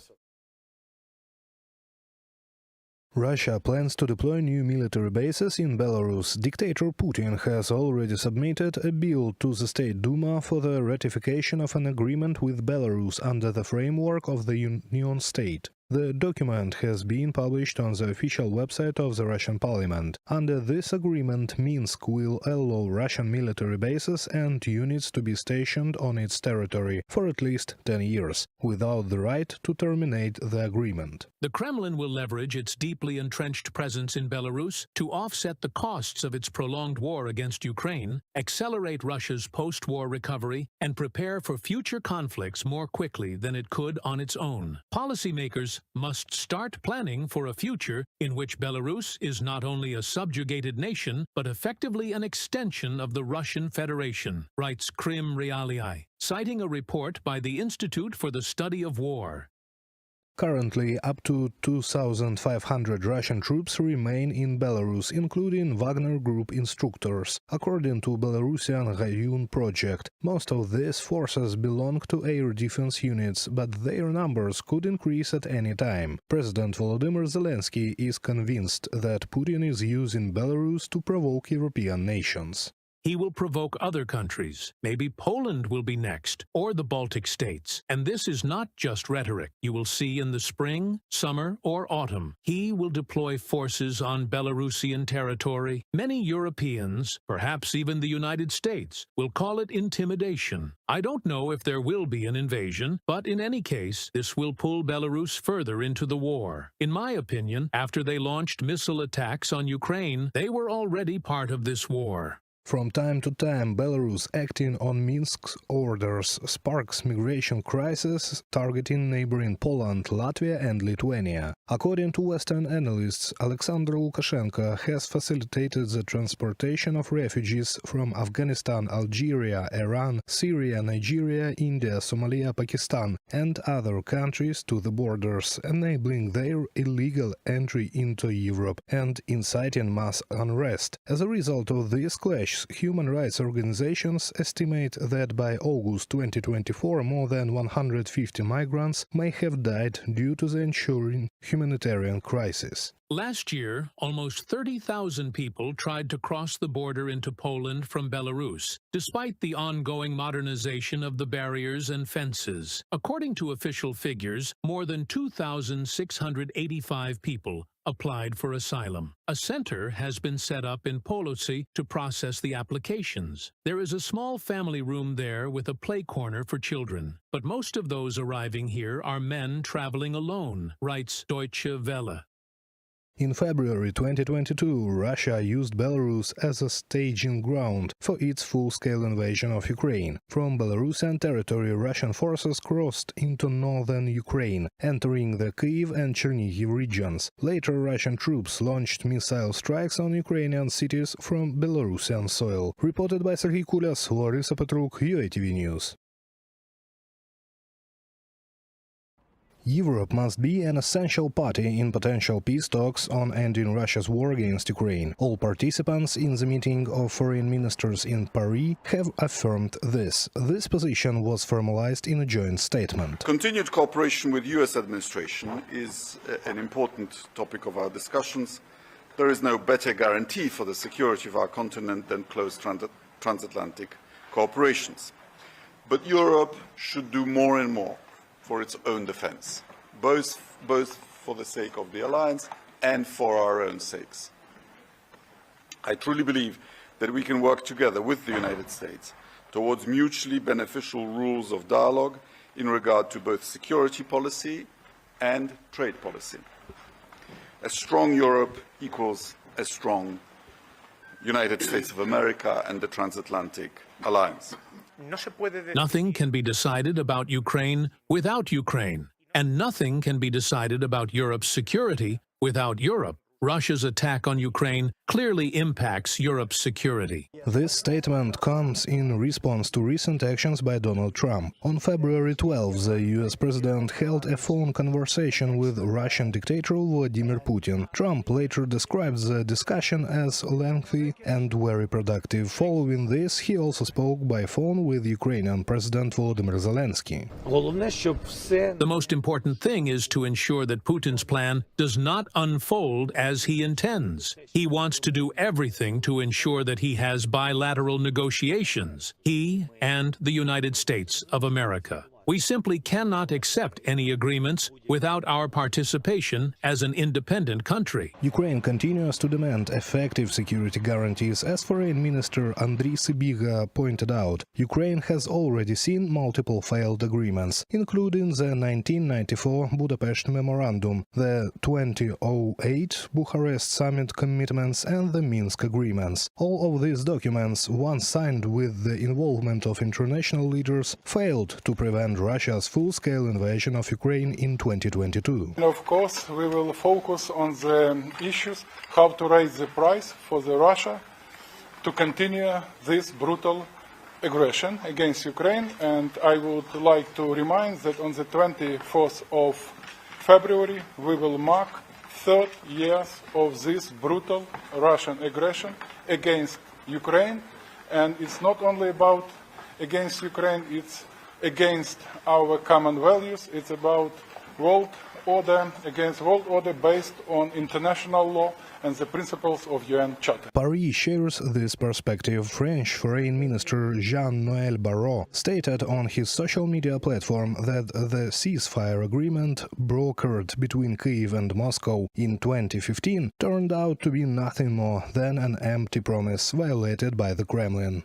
10 years ago, the Minsk II agreement was signed, establishing a ceasefire in Ukraine. It was subsequently repeatedly violated and did not deter Russia from invading Ukraine in 2022. We must do more and better in order to sustainably repel the threat and ensure peace. Jean-Noël Barrot, Minister for Europe and Foreign Affairs of France, on social network X. Germany is also pushing for European leaders to be involved in any peace negotiations. German Defense Minister Boris Pistorius emphasized that Europe's security is ultimately its own responsibility. I have no doubt that Europe must be part of the negotiations, and I believe this is very easy to understand, especially if, as has been said, we want to play a central or leading role in establishing a peace order. Moreover, whatever order emerges, along with the peacekeeping efforts that follow, it is self-evident that Europe will have to live with the consequences directly. That is why we must be involved in the negotiations. According to the U.S. State Department's website,